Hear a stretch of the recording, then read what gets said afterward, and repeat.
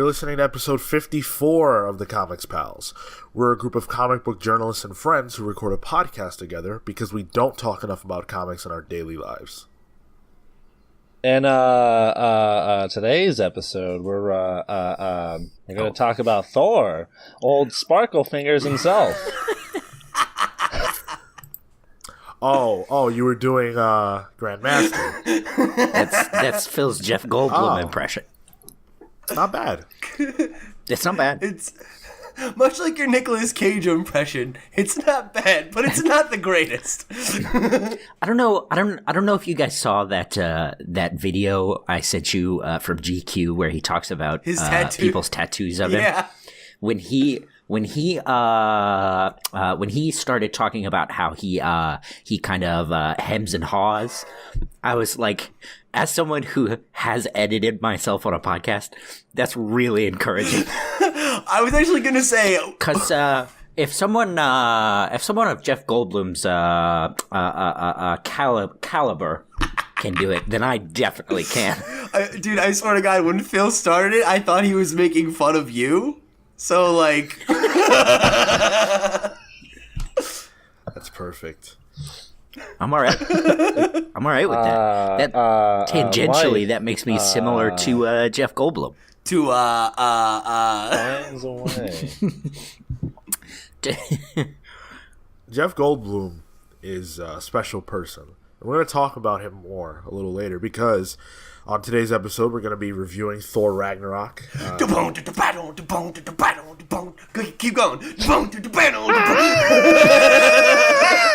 No, I'm giving you background music. Who could talk over that? Come for the land of the ice. Where the midnight comes and the hot springs blow. You guys are finally all on board. Welcome, my brothers. Yeah, it took us a week. Welcome. Hey, you guys, we're gonna go do a podcast. The worst. You want to come? No, God. No, that one didn't land. He's Kiwi. He's not from Jersey. What the hell? Ugh. Rough. Yeah, but I am. I'm sorry. Cale moves to New Zealand, and all of a sudden he's an expert on the dialects. He's Kiwi, obviously. Wait, who's Kiwi? Court. Oh, cool. That was that was Taika Waititi. Really? Yeah. Oh, that made it so much better. Oh, I can't wait to talk Oh my about gosh, that. I didn't know you knew that. Oh, that's so cool. Okay, cool. So now I'm excited to do the show. And we're going to be talking about Thor Ragnarok a little later. You're going to get our spoiler-free impressions, and then we're going to spoil the hell out of the movie. So stay tuned for that. And we're going to do way more impressions. So, that's almost guaranteed. Oh, man. So just for pats obviously, on the back, this morning we were providing you with impressions. Torture. Torture. If you enjoy torture, there are many places you can find it and just keep getting tortured all day by us if you want. We're on iTunes. We're a 5-star rated podcast on there. We're very egotistical about that. So you can continue that. We're also on SoundCloud, where you guys are very good to us, and all other podcast hosting platforms. So check us out. We're also on social media at The Comics Pals, wherever your social media is sold. You can write to us at thecomicspals@gmail.com. We accept all manner of tribute for our awesomeness.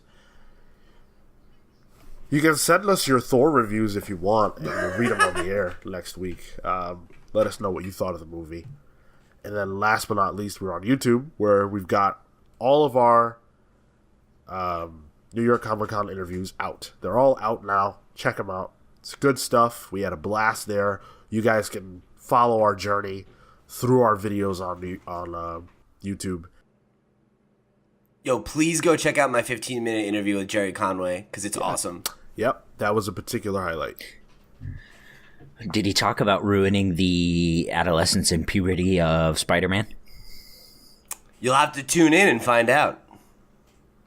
No, I want you to tell me now. No. Well, I'm gonna leave you a 1-star rating. That's ridiculous. This You're isn't gonna leave Uber. your own podcast a 1-star rating. No, he's gonna leave Well, me yeah, Pete specifically specifically. a 1-star rating. Well, Phil's right then. It's not Uber. You can't do that. Well, I'm gonna go straight to Slack and Slash, and then we'll see about that. We'll just see. That's brutal. That's a brutal dig. And then again, we've got a lot of other exclusive content on YouTube, so be sure to check that stuff out. There's a lot of good stuff, a lot of gems on there. Jump on board. Let's see those subscribers. So let's jump right into it with a buy or sell. That's inspired very much by the movie that we just saw, Thor Ragnarok. So 3 movies, or 3 franchises, I should say, under the Marvel umbrella have completed trilogies. Cap, Thor, and Iron Man. So the question is, of those 3, which would you like to see a 4th movie for the most? So buy or sell on which trilogy you want to see expand to a 4th movie, Cap, Thor, or Iron Man. Selling Iron Man. Okay, but who you buying Yeah. on? You have to pick I the don't- one that you buy on. You're selling on 2 of them. Yeah, but I'm working it out in my head as we speak. Boy, Oh, okay. it's a pretty even split for me, I think, on Thor and Cap. After the most recent Thor, I'm curious as to where they're gonna go with it, and I'm not 100% excited about whatever, like, if they follow the direct plot line for Cap, but I'm always here for Chris Evans. Yeah, it's weird because, like, I feel like before Thor, I would have easily answered this Captain America because it's the only set of those films where I like every entry in the franchise. And it's also the only one where I think there's an increase in quality between every entry in the franchise. So that seems like a natural answer, but like the Russos are gonna not be doing the next one, whatever it is. So that's a knock against it. And to Cale's point, I was not interested in the first 2 Thor movies, and I finally got one I liked. So another Thor movie in that direction, seems like something I would definitely be down for. So I guess I'll go with Thor because I don't know what the future holds for Captain America as a franchise, and I don't know that it can exceed what the Russos have achieved with it. But I feel like Thor definitely has the ability to, like, produce another movie that's as good as Ragnarok, if not better. Okay. That's untapped well. All right. Cale, do you have an answer? That wasn't good enough. Oh, did you? I have enough money to buy both. No, you don't. I have money. Son, I have money. Definitely sell on Iron Man. Oh boy. Amen, brother. I'm gonna go with. If you're gonna make me, despite me having all this money just lying around, I'm gonna go. Oh boy, I'm gonna go with Thor. I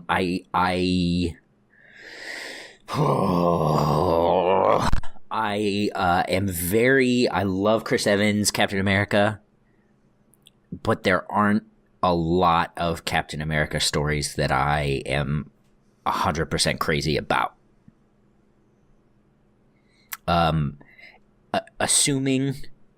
Assuming that Cap wasn't going straight into Avengers Infinity War, I think I would be really interested in, like, a Nomad movie, where he is a man without a country or whatever.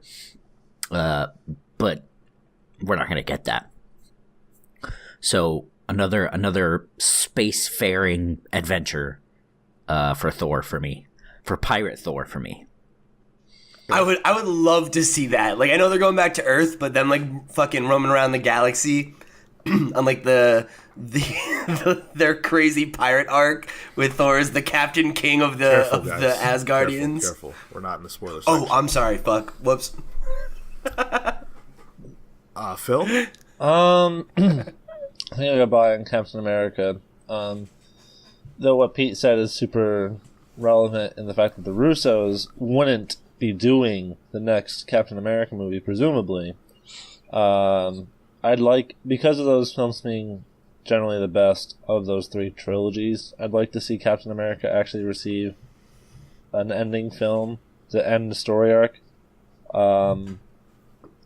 Because none of those last movies feel like the end of a trilogy. They just keep setting up more bullshit. So I would like to see a final Captain America movie. Okay. Marco, what are your thoughts? So I didn't see Thor, but given the general trilogies, definitely not going Iron Man. And then I agree with Phil that I kind of wanted to see where the story arc would resolve, where it ends up. For Captain America. For Cap. And yeah, I agree that I think they're the better crafted ones from to some extent from a directorial standpoint, but other than that, yeah, I think I'm gonna go with Cap. Okay. So I'm gonna give a surprising answer, and I'm gonna buy on Iron Man. That's not super surprising. No? Huh. We've been doing this show for 50 some odd episodes. Your answers are the standard comic boy answers. Like, it's not. Oh, what? I feel like the standard. Damn, that turned into a dig. I feel like the standard answer would be Cap, actually. But let me explain my position. So with Iron Man, I feel like there's a big monkey in the room, and that's the Mandarin. We still have not seen that character for real, and he's the biggest villain that of the three that's available. The others have kind of already faced off with their, big time villain. So that's still open territory. And I also feel like there's a huge story with Iron Man that's kind of untold. Like, where is his life going? Is the Iron Man a sustainable future for him? I would love to see them sort of tell the story of him maybe winding down his career. And I think that's a story if they are going to tell it, it's probably going to be told in an Avengers movie, likely the upcoming 2. But I would like to see that be something personal. The last ride of Iron Man, if you will. So I'm going to buy on Iron Man and sell on Thor and Cap. As tough as it is to do. Sean, would you buy Cap if it was Secret Empire? Yep. No brainer. No brainer. I completely forgot what the Secret Empire storyline was. I was thinking of Secret Invasion, which is the Skrull one. Right. Aren't you always the one that gets those two confused? No, I did that in a previous episode. Yeah. I would love to see the Secret Empire storyline adapted for film. It's not gonna happen. Yeah, you'll never get Chris Evans to do it for sure. No, you'll never get Chris Evans to do it. I don't think you could get Feige to do it. Quite frankly, I don't think. I don't think they should. Yeah, this is definitely not the. Maybe 10 years from now, it'll never happen. To be honest, I think that's one of those stories that should just stay in the comics. As much as I would personally like to see it, I think it works. I mean, your mileage may vary as how much it works for you, but it works for me. But I think it works best in comic form. Sure. At any especially rate, in this climate. Oh, forget about it. Yeah, absolutely. People will be bothered by Cap Nazi and reflect and reference it to this time forever. If they ever try to do that again, people will always be mad about it, I think. He would be the David Pumpkins of the Marvel universe. I don't get that reference. The David S. Pumpkins? Me neither. You guys haven't seen the David Pumpkins sketch? No. Nope. Oh, guys. I can't. Man. Right over my head. Cale, you're gone for a while. You lose your rhythm. You start you're making references we don't get. Talking about Kiwis and stuff, man. Come on. Come on. He wasn't a Kiwi, Cale. He was a rock man. Okay. Oh. If you want to answer the buy or sell, feel free to write in with your answer. I think it's one of those where you could create a compelling argument for any of the three to continue with another film. So let us know your thoughts. Let's do some pals pulls. We're going to start off with Marco, who chose Grass Kings number 9. What's that? Is that about Grass smoking weed? King. What? Is that about smoking weed? It is not. Are you sure? It's Grass about, Kings 420 blazing! it's a story about a sort of like a convoy that lives outside of this city, and they're called the Grass Kingdom. And what they do is they live outside of the United States law. It's sort of like kind of like a Native American reservation, but like not really. It's like it's self-proclaimed. It's a self-proclaimed kingdom, and they constantly are in disputes with the neighboring town and their police force, who allow them to sort of live their lives there because for whatever reason they can, but they get into a lot of conflicts. And so this is sort of the new arc, and this is like the middle of the new arc. They just finished like this giant war. Yeah, it's pretty cool. It's really cool. The art's great. Matt Kint and Tyler Jenkins. Really good team. Nice. Cool. And then you also chose Harrow County number 27. Yep. Harrow County, say it all the time. One of my favorite horror comics, if not the favorite. Written by Cullen Bunn and painted by Tyler Crook. He's the guy that my favorite artist currently. I got some paintings of his. You can check out our Instagram and stuff for that. Awesome. So from Pete, we've got Paper Girls Deluxe Edition, hardcover number 1. Yeah, so I think I called this out last week as like an extra. I was like, oh yeah, this is also out if you haven't read it. I was wrong. It's out this week. Go buy it if you haven't read Paper Girls. It's great. Brian K. Vaughan is one of my favorite writers, and I think we all enjoy his work. So definitely go check out Paper Girls, especially if you just came off Stranger Things. It's definitely a good. It's got that same kind of vibe. So be a good holdover until next season. Cliff Chang on art, right? Oh yeah. Yeah. Yep. Good stuff. Yeah, fantastic. Yeah, he's awesome. So for Especially Cale, those covers, man. For Cale, we've got Detective Comics number 968. I believe this is the return, like the official return of Tim Drake into the DCU after he was killed or something. So he actually, in like maybe 20 issues ago or so, in Detective Comics, he was air quotes killed.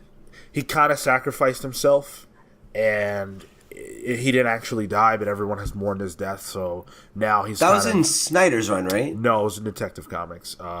James Tynion's been writing that for some time now, and so he died, and now he's back, and everyone's kind of reacting to him being back and stuff like that. Man. Oh wait, I just want to ask a clarifying question about how that works. So it's like Detective and Tom King's Batman, like they like the things that happen in them are reactionary or not reactionary to each other, but like they feed into each other, right? Even though they're two different stories. Not really. Detective is more the family book, right? Yeah. It sort of focuses more on the Bat team more so than Batman. Okay, because I remember when we were reading Tom King's Batman for the Tom King special however long ago, it was like, oh, like Tim had just died, and I was like, but isn't this the beginning of this run? Like, so yeah, okay, cool, thanks. Yeah, absolutely. It's a good run, by the way. Yeah, I've only heard good things. Yeah. Sabella did the spoiler stuff on it, didn't he? Yeah, Sabella's actually written a number of issues for this, co-writing mostly. That's awesome. Yeah, Tim Drake, is probably my Robin. I got into comics with the original Young Justice run that my library had. I have that like exact book. They gave it to me because I was the only person that checked it out. But I love that sort of 90s era Robin, Superboy, and Impulse team. So it's really, really good to see Tim Drake, the real Tim Drake, back in action and unsullied by Scott Lobdell.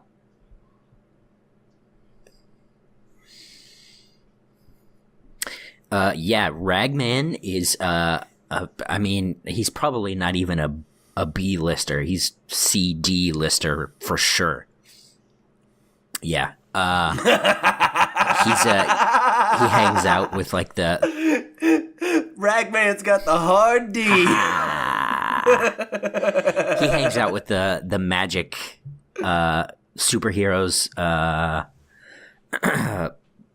What's their team name? They were Justice League Dark. He's been in that one. Is he Justice League Dark? I was thinking he appears every once in a while. I was thinking of Infinite Crisis. He was part of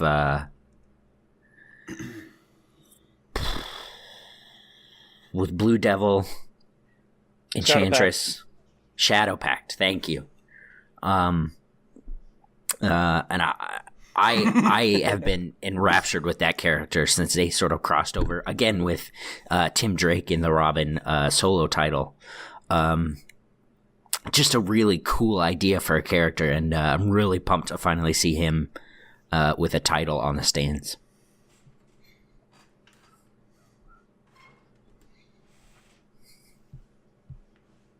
Yeah, to continue kind of my kung fu book streak, really pumped to finally have Shang-Chi on a book by himself for a minute. I think it's going to be really good. Who's writing it? Ooh, some guy named Kim Punk. Awesome. You're a punk. Punk. Kim Punk? CM Punk. Nice. Kim Poo Unk. The worst part about the word punk is there aren't very many ways you can mispronounce it. Funk. No, that's putting in a whole different letter, Phil. I can read, I just can't pronounce words. Yeah, I don't know if I want to buy this. It could be good. It could definitely be good. Bitch. CM Punk. Ugh, I hate that I said that. CM Punk has some chops. I'm sorry. So while I was in Thor Ragnarok the other day, I was there with Thompson from the Video Game Pals, and I was sitting next to his girlfriend, and we were watching the trailers, and she leans over to him and goes, "Could be good." And I was just like, "No! Oh my God, no!" I do it. I pretty much, and I say it the same way Phil does whenever I go, could be fun. Could be good. Could be fun. That's a different thing. I mean, is it like? Yeah, but Cale's a grandpa. Think about what you're saying, Sean. Like, is it different? No, it's don't different. know, It's the man. same. Okay, fine. I feel like that's Cale's equivalent of like being a grandparent, being like Pokemon. right. Like it's not the same, but it's close enough. And it would take literally no effort to learn how to say it properly. But there's just this block. Like I just can't say it right. I just can't do it. I just don't give a single shit. Right. He looks important. I'll name him Hamilton. So Tumbleweed. let's wrap up the Palace Pulls here with the latest and greatest from Mr. Tom King. Phil and I have chosen Mr. Miracle number 4. Phil, you can say some words on this one. Step right up and see the greatest escape artist of our time. Presented by Tom King, Mitch Gerads, and DC Comics. Come one, come all. That was beautiful. Thank you. This book I'm has so excited. it's been strong. It's been really strong. The last issue ended with a bang, and I can't wait to see where it goes. Hey, no with this spoilers. one. No spoilers. Okay, I just picked up all 3 issues that had been out already at my local comic book shop last week, so I'm so excited to jump into that or I guess this week.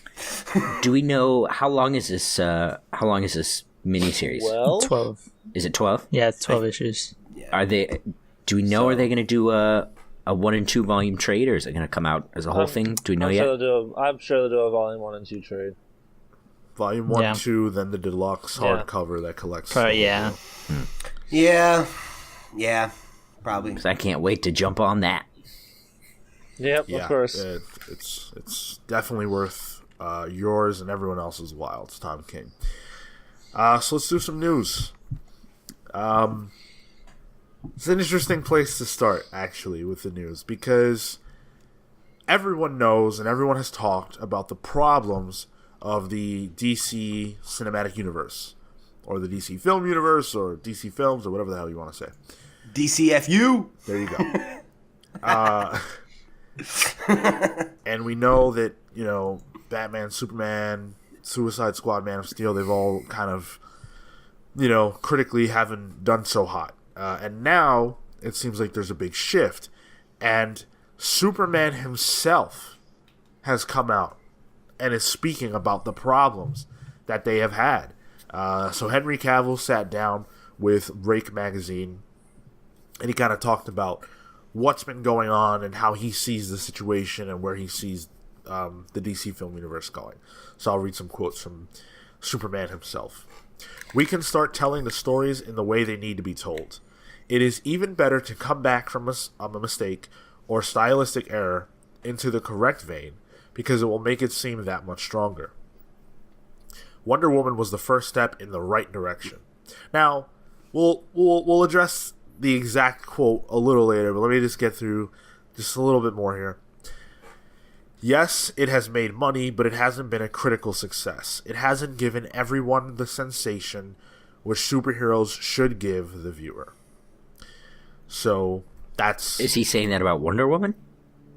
No, he's saying about the DCEU as a whole. Yeah. Oh, okay. Yeah, he said Wonder Woman's the first step in the right direction. Yeah. He said that. Yeah, he said Wonder Woman is sort of getting it right, and that these aren't quotes. This is just what summed up from the article. If Marvel Studios wasn't making any films at all, then the DCEU would still be struggling because there have been some issues as far as tone and such. So what do you guys think about what he had to say? I mean, he's spot on, right? I mean, this is what we've been saying all along. Like every week at this point. Yeah, right, exactly. And I feel like the reaction to Wonder Woman is no surprise. It's Wonder Woman is exactly what a superhero movie should be. It's inspiring, it's got heart, and it makes you walk away like feeling, like I said, inspired. And I think like that's kind of ultimately what I think you want to try to hit with, especially like the DC characters. I think lend themselves to that kind of stuff because they do have that kind of like godlike, pantheon quality almost. And I don't feel that way about any other movies in the DCFU. And I think it's kind of crazy to hear him come out and say this. Like, this seems like a PR nightmare waiting to happen, but, like, obviously they're not telling him he can't say that if he is coming out and saying it, right? I probably feel like this is a calculated PR move. Yeah. Mm-hmm. Yeah. Like, I don't think it's dishonest by any means, but I would probably wager that he has probably suffered the worst as far as, like, character representation. So like from what I understand, like he's a Superman fan. So to be Superman and come and then come out and have like such a hard turn for the character is just like, that's gotta be frustrating to say the least. Yeah, and with regard to like being a PR move, I think this is probably like sort of a good one in the sense that they're sort of owning up and making sure the public knows that they know their concerns, because like our big thing is, oh yeah, like these movies have been like have been doing poorly because of XYZ reason, and this is maybe just like an acknowledgement of that and realizing that, hey, you're right, Wonder Woman is the direction we should be going. Hey, you're right, the movies we've been doing up until this point haven't been the greatest due to X, Y, and Z, and so we realize that, and I guess it's sort of like a way to just tell people that they're listening, because I don't think unless you guys feel differently, I don't think you guys had like a negative reaction seeing this. More so like a we kind of knew that. I think it's good that he said this, and I think it's good that it came from him, and I think that over the last month or so, there's definitely been some walking back of the way that they've approached the film so far as the actors themselves talking about them. The actors, the directors, Jeff Johns has had things to say, Patty Jenkins, Gal Gadot, they've all had things to say. But I think Henry Cavill is the one who's really kind of plainly speaking, as much as he can, right? Like he is speaking in some senses, like, you know, he's not going to say, well, these movies just suck, right? But I do think he's speaking as plainly as he possibly can. And I think that's good because people need to know that they recognize what they've done wrong. Far be it from me to argue with Superman. Oh, I'll argue with Superman all day. No, don't be ridiculous. You and Dr. Manhattan. So Wonder Woman was referenced by Henry Cavill as being the start of something new. And apparently, we've talked about this before, people really reacted to how Wonder Woman has changed the DCFU. Because it is officially now the highest grossing superhero origin movie. Beating out 2002's Spider-Man movie that is, you know, the one that started it all from a lot of people's perspectives. So, not really a ton to talk about, just congratulations to the movie and the crew behind it. Fuck yeah. Pete, I have a question. Go check out our review. Yes, yeah, check out our review of the movie if you haven't heard that and want to hear what we have to say. Pete, I have a question for you. If Justice League is good, will we stop calling it the DCFU? No. What? That's the best name for a film universe, period. That's literally... So, yeah, this could be the best thing for us, is to get that hashtag going. Like, no way will we stop that. Yeah, I think for me, like, when I call it the DCFU, like, I know I made it as a joke, it's kind of like, joke. Well, did you? Yeah, Whatever. I have the sound clip. Well, Sean asked me, so I'm taking credit for the joke. But I guess, like, I feel like it's more of a dig at them for being like, it's not called the DCEU, and it's just like, all right, well then what's it called? Right. It's the DCFU now. You know, it's like, so I think even if Justice League's good, we keep it. All right, fair enough. So let's shift over to the comics a little bit. Comic book news is hard to come by these days after New York Comic Con. But DC did have some stuff to break this week because there is a Batman Wonder Woman comic in the works. That's being reported by Bleeding Cool. And the only thing we really know about it is that Liam Sharp, who did some of the art for Wonder Woman, it was him and another artist handling the two different story arcs that they were doing on that book. Nicola Scott was the other artist, I believe. Nicola Scott, yes. She is fantastic. So there's been a Batman Superman book. There have been many Batman Superman books. There's been a Superman Wonder Woman book, but there's never been a Batman Wonder Woman book. And so we're getting that now. And I'm wondering if they're trying to sort of make Batman and Wonder Woman now in the film universe what Superman and Wonder Woman have always been in the comic book universe. Because they've always kind of been the ones with the real, like, sort of romantic connection and everything like that. It seems like they may be going down that road in the films, and they may be trying to echo that in the comic. What do you guys think? I think it's good. I mean, I don't know about if they should do it in the comics, especially since he and Catwoman just got engaged or whatever. But as far as the film universe goes, I'm 100% behind it. Yeah, I remember getting the impression that there was romantic tension between them in Justice League, like the animated series. Yeah. When we were younger. Yep. So I feel like that totally works for me. That's top tier Justice League shipping right there. Oh boy. Oh, yeah. Get this off my show. Get you off my show. Save it for fucking Riverdale. Whoa, bro. All right, we're all about the ships. I'm all about ships, friendships. Gonna break the wine bottle on that ship. But yeah, to answer your question, Sean, I definitely feel similar to Cale, where like I feel like doing that in the comics is weird when they have this storyline brewing about him like being engaged and getting married. Well, I'm not so comfortable with that. Don't tether yourself too much to that. Oh, I'm sure it won't actually happen. Yeah. But Phil, you had an immediate reaction. What are your thoughts? I'm cool with a Batman Wonder Woman book. Like, it doesn't need romantic subtext. Why does Wonder Woman have to be passed around Justice League member to Justice League member, frankly? Whoa. That's what I'm saying. Talking about that. The immediate thing is like, the immediate visceral reaction is like, oh, Batman and Wonder Woman, they could make good partners.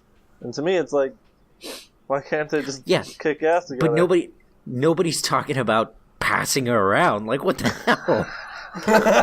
So, just to clarify, the reason why I asked that question is because that's the way things seem to be going.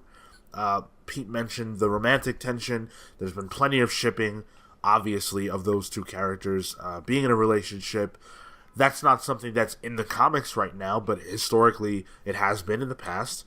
At least, depending on what canon you're following or whatever. So it's not out of the realm of reality. And if it was Flash and Wonder Woman comic, I certainly wouldn't think that. Sure. It makes sense that DC is publishing this book. Wonder Woman is certainly in the zeitgeist right now. Batman is always the number one character in comic books. So from like a financial standpoint, there's probably a decent amount of money to be made here. And you're right. I mean, Tomasi did Superman, Wonder Woman.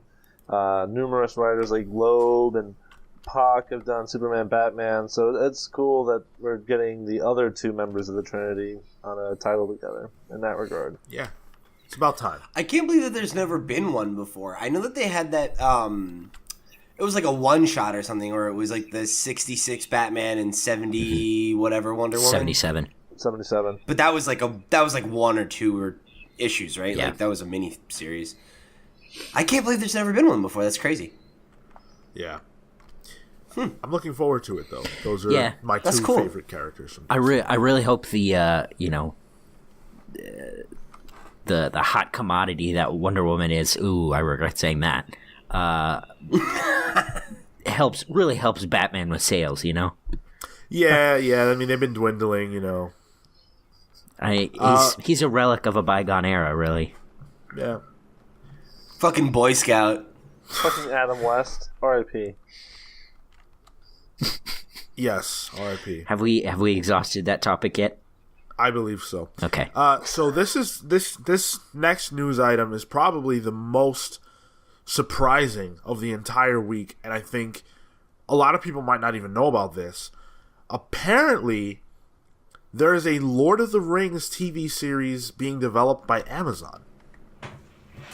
Yeah, I heard about this. Huh. Super strange. Cale, have you seen any extra hobbits around recently? I mean, yeah, I'm here.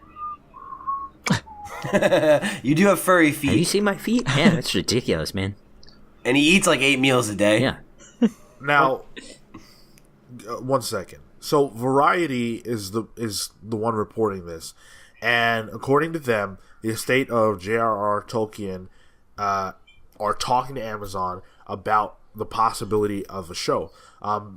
But it's in very early stages, so we probably won't see anything concrete in terms of any kind of visual or casting or anything like that for a couple years.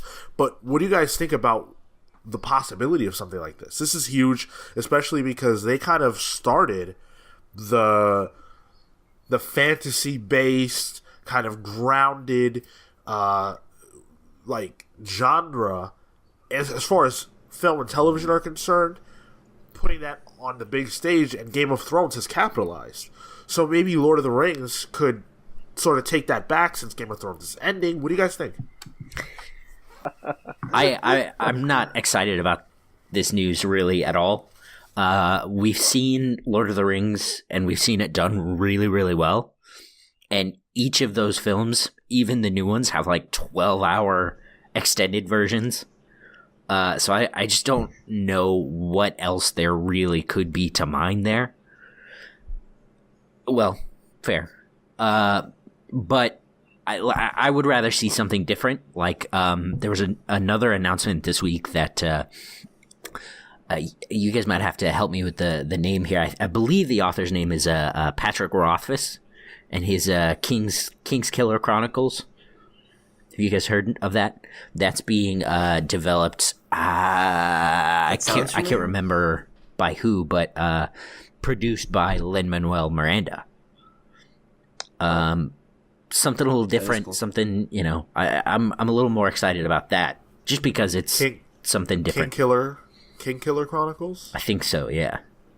Yeah. Cool. Yeah, I'm kind of with Cale on this one. It's like I feel like Peter Jackson's trilogy is a pretty fantastic adaptation of those stories, and not to say that it's like untouchable and we never ever should ever make another Lord of the Rings movie necessarily, but I don't feel like we've had enough distance from them, because like we did the Hobbit movies not that long ago. They weren't very good, but like I don't feel like it's been that long since Lord of the Rings happened, in the same way that like people were complaining about like Spider-Man fatigue with like, oh, we're rebooting Spider-Man again. It's like I kind of would feel that way about Lord of the Rings. It's like, do we really need this right now? Like 5-10 years from now, maybe this would be something I'd be interested in. But right now, especially trying to, like you said, kind of like chase what Game of Thrones is doing, but with like the Lord of the Rings, I don't necessarily have any interest in that. Like there are other stories in that universe that could be told. Like if they wanted to tell an original story set in the universe of Middle Earth, like that's something I might be interested in.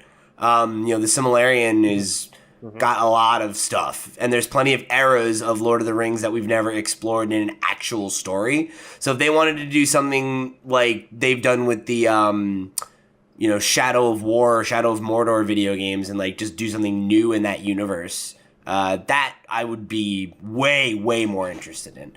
But if we're just going to tell the story of the books across multiple seasons of television, like, we'll see.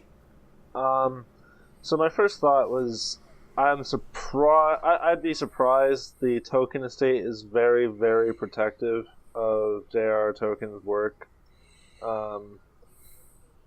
Every time Jackson made a film, it was a fight. It was a struggle.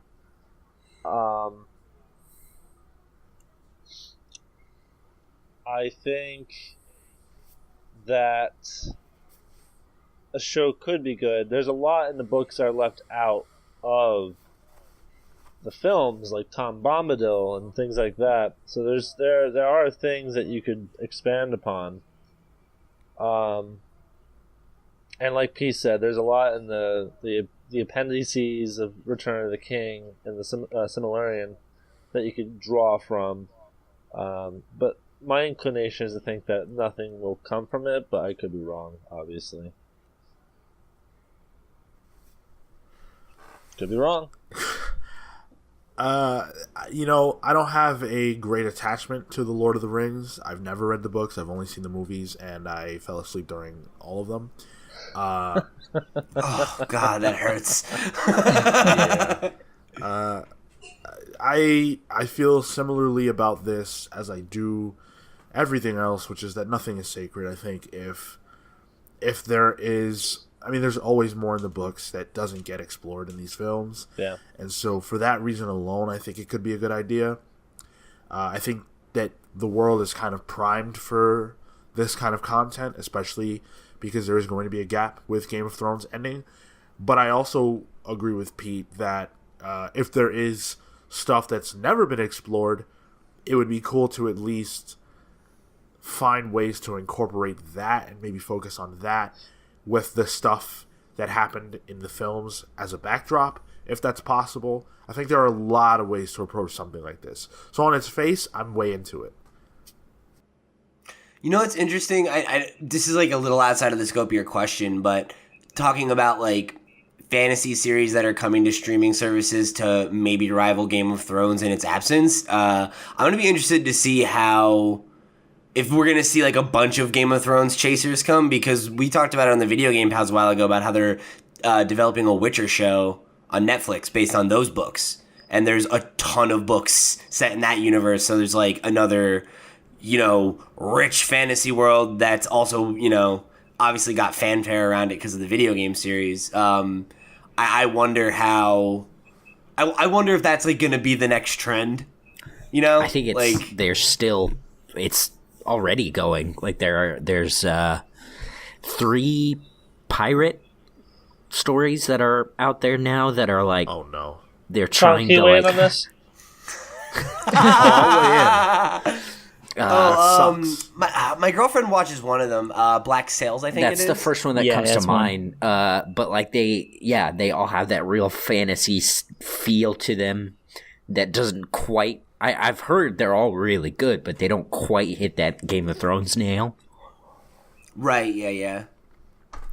Yeah, I think, like anything else, you can expect to see more in that vein, and that's fine. Let the ones that are good succeed, and the ones that suck, they won't succeed. I think to Phil's point, like, if this does get made, it'll probably be good, because the Tolkien estate is so, like, has such a grip around it. Like, there's a reason that the video games I was referencing are called Shadow of Mordor, not like Lord of the Rings. Like, they're super protective about like how the IP is used, right, who's using it. So like if it does come out, it probably will be good. So we'll see.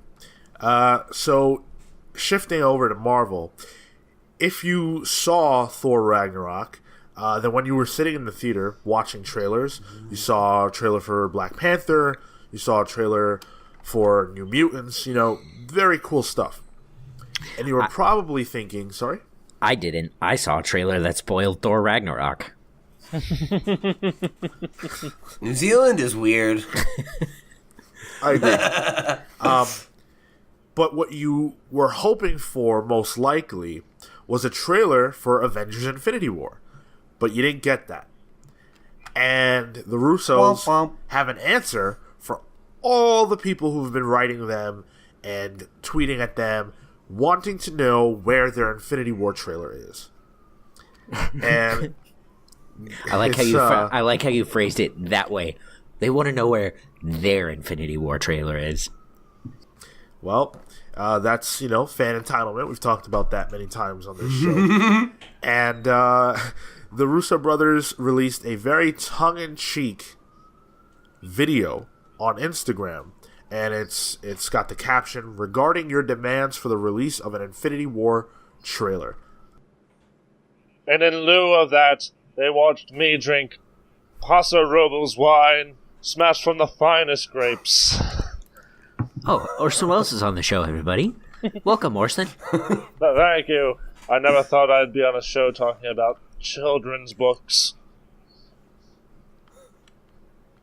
Well, bye, Orson. Thanks. Thanks, Orson. This is not my environment. Bye. Ejected. So, it's a troll video basically of Orson Welles. I'm not exactly sure if it's promoting something or what it's supposed to be about. Oh, it's a wine commercial. Yeah, it was a commercial for that wine that was on in like the 70s. Yeah. And in it, Orson Welles says, "No wine before it's time," and that is so fucking good. The messaging is extremely clear. They're not ready to give us the trailer. There's timeline reasons for that. I'm sure there's tonal reasons for that. We forget Infinity War is a massive, massive movie, and there's a lot that goes into that. And we did see the San Diego Comic-Con trailer, and that was cool. But I guess they feel like that doesn't have mass appeal. So we'll see. My question is, when do we get this trailer? Ugh, you're such an entitled fan, Sean. Oh, yeah. Never. I don't think they release a trailer, and I think they cancel the movie. Oh, that'd be rad. Could you imagine? Well, actually, Phil, you bring up a good point. What if they never released the trailer? Yeah, How would you feel? That would be fucking insane. But if any movie could do it, it would be this one. Billboard campaign. That's it. I feel like at this point, We're going old media. I don't even know if Star Wars could get away with it at this point, but like Avengers could. Yeah. I do think so. But I don't know. We'll get one, I think. I think we'll get one with Black Panther. Ah, man. So that's Or maybe before Star Wars? That's February. Yeah, I would say Star Wars. I would say with Star Wars because I understand they are promoting 2 movies right now. They're promoting Thor and they're promoting Black Panther. This week Thor released here, but it released last week elsewhere. And this whole week there's been a lot more talk about Infinity War. They talked about how it's going to be a heist film with, Thanos really sort of chasing the Infinity Stones and things like that. So they're opening the floodgates a little more now that Thor's out. And I'm sure in an ideal world, now they would put the focus squarely on Black Panther. But the reality is that people want to know about Infinity War, and they cannot contain themselves. So I feel like, with that in mind, the trailer does drop with Star Wars. I have the answer. Go ahead. Okay, did anyone else see that trailer for that new Owen Wilson movie called Wonder with the kid from Room? It's gonna drop for that film. Oh yeah, Guys, That's the real wonder here. What if Owen Wilson is Thanos? Wow.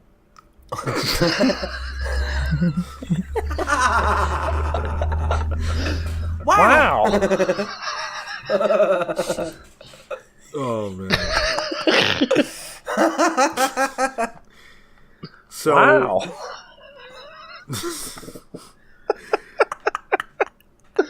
So New Warriors is a show that we've talked about that's in development over at Freeform, except it's no longer in development at Freeform.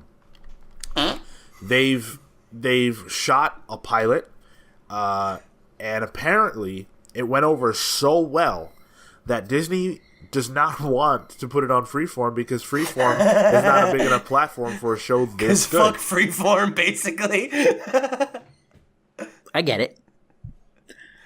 Oh wait, the show's actually good. Maybe we should let people watch it. Right. It's a So the shame. problem- It's a shame Cloak and Dagger won't work that way. You're right. The problem is, where do you put the show, right? Because they could put it on Netflix, but they just took all their stuff off Netflix, or they're in the process of taking their stuff off Netflix because they're launching their own streaming service in 2019. But they can't wait until 2019 to drop this show. So do they put it on Netflix and then move it over later? Do they put it on ABC? There's so many questions about where to put this show, and I guess they're not entirely sure what they want to do and how they want to use this show that's apparently so good. TLC. Ooh, Sorry? Good call. TLC. The Learning Channel. TLC? Oh my god. Yeah, you can learn who all these characters are. Who the fuck Put it are on you? after Honey Boo Boo. I'll have you know, Honey Boo Boo's been off the air for years, and there's been a Honey Boo Boo shaped void in my heart ever since. God, that's a huge void. Oh, Little you're butter. talking about a little girl. That's actually fair. I feel bad now. Keep going to hell, listeners. You didn't help This that, is Phil. what reality TV does. It dehumanizes you. True. I say give New Warriors the Inhuman slot. Like, fuck that show. Everybody Friday knows night? that was Great garbage. point. Like, No. You can't give them Friday nights. That's the death slot, It man. is the Yeah, best that's the slot. death slot. I like ABC is like not. I don't know. I don't feel like cable television is a great place for these shows. Put it on C-SPAN. Put on Hulu, man. You just like we got Runaways coming on Hulu in a few weeks. That's a good and point. It's like the 21st. that's a good point. Put it there. Netflix, Yeah, baby. I agree. I mean, look, in an ideal world, all these shows are on Netflix. That's the only streaming service that I watch. I have Amazon through my girlfriend, but I really like Netflix. So Are you going to get Hulu for Runaways? No. I already told you guys I'm going to share my Hulu account with you all. Could It's they going to be put fun. it on the WWE network?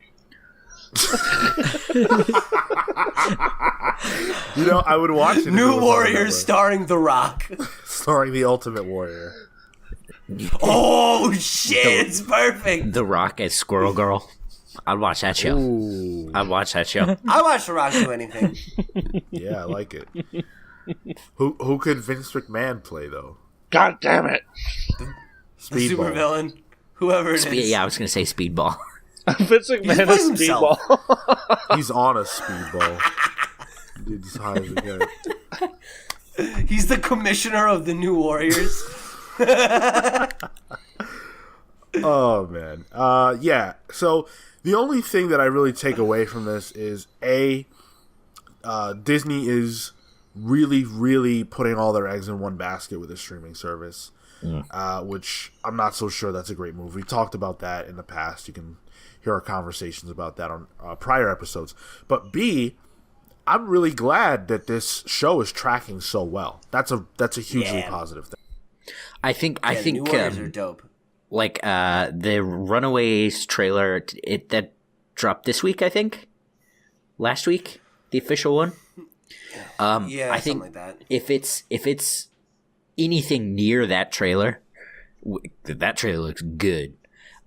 I mean, Runaways is supposed to be really good. Supposed to be seminal, All the yeah. advanced reviews have been really great, and even some of our friends who are like reviewers and comics people like that are who saw it at Comic-Con were really into it. So If it's that good, they should take that gamble and put New Warriors on Hulu alongside Runaways. I think that's a very good move. God damn it, Speedball, you're a real draw. I'm gonna give you the push of a lifetime. your Vince McMahon sounds alarmingly like your fucking Wilson Fisk impression. I don't know if they're that similar though. I was gonna say it sounds a little bit like your Owen Wilson got a cold. Wow.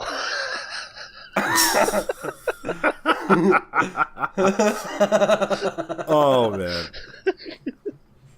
I think that's my favorite impression to do because all I have to do is go, wow. Wow. So, Thor Ragnarok, it's out, it's in the wild, and What? yeah, I know, crazy.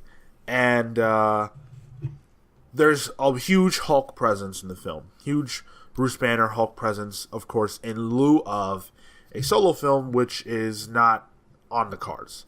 And likely not in the cards for a very long time. So, it's been 2 years since we have seen the Hulk in Avengers Age of Ultron. And apparently, Kevin Feige and Mark Ruffalo are working on, well, not working on it, it's kind of in motion now, a 3-movie arc for the Hulk that will substitute for a solo film. Oh no. And this is what Mark Ruffalo had to say to IGN when he spoke to them about the film. The rules don't apply anymore. That's what's so confounding to Banner and frightening. That's kind of the exciting progression of the Banner-Hulk relationship moving forward. There's some spoilers here, potentially, so I'm just going to skip over the spoilers. Kevin brought me in and he said, what would you do if you could do a standalone Hulk movie? I said, I think it should be this, this, this, and this, and it should end like this. And he said, he being Kevin Feige, how about if we do that, love that, let's do that starting with Thor 3 and end in Avengers 4, and we'll use those 3 movies to basically do a standalone Hulk movie. How about that? I was like, that sounds great. So, Thor 3, Avengers 4 is kind of a 3-film Hulk arc that substitutes as, what would be the character arc for a Hulk solo film. Aren't they kind of doing that with Spider-Man too? I mean, I think you kind of do that on some level with every character. Yeah. But with Spider-Man, part of his story played out in his own movie, whereas with Hulk, that's not possible. Yeah, I think the the thing that Phil's referencing is I remember them saying that there's an arc for Peter between Homecoming, his appearance in the Avengers movies, and the second Spider-Man movie. But yeah, this is definitely a little different than that. I mean, I think this seems like a good solution to the problem that they have. Yeah. Right? Yeah. They can't make a solo Hulk movie. People want more of the Hulk. Ruffalo wants to play the Hulk more. So, yeah, give him features in these other movies. And frankly, I think that the Hulk does well in an environment like that. I like the Hulk. I think that there's plenty of room for a good solo Hulk franchise. But if you can't do that, playing the character off of other characters works well for him. You know, I thought, obviously we'll talk more about it in the review, but I thought that his role in Ragnarok was great. You know, and I liked his usage quite a bit. So seeing a narrative that's a little bit, more focused on him in Avengers 3 and 4 sounds great. Yeah, I echo those sentiments. I think that in lieu of a solo film, this is awesome. And I also kind of love the fact that Mark Ruffalo had direct input in what the character arc would be. That's really, really cool. And it's also really cool that it's playing out over the course of different films with different tones. So we got to see the Hulk in one way in Thor Ragnarok. He's going to appear in a different way in Avengers, but it's still the same story that they're kind of telling with this character. I think that's awesome.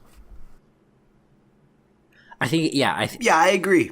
I think it'll be a really interesting way to like anchor the audience in the stuff that is kind of going on.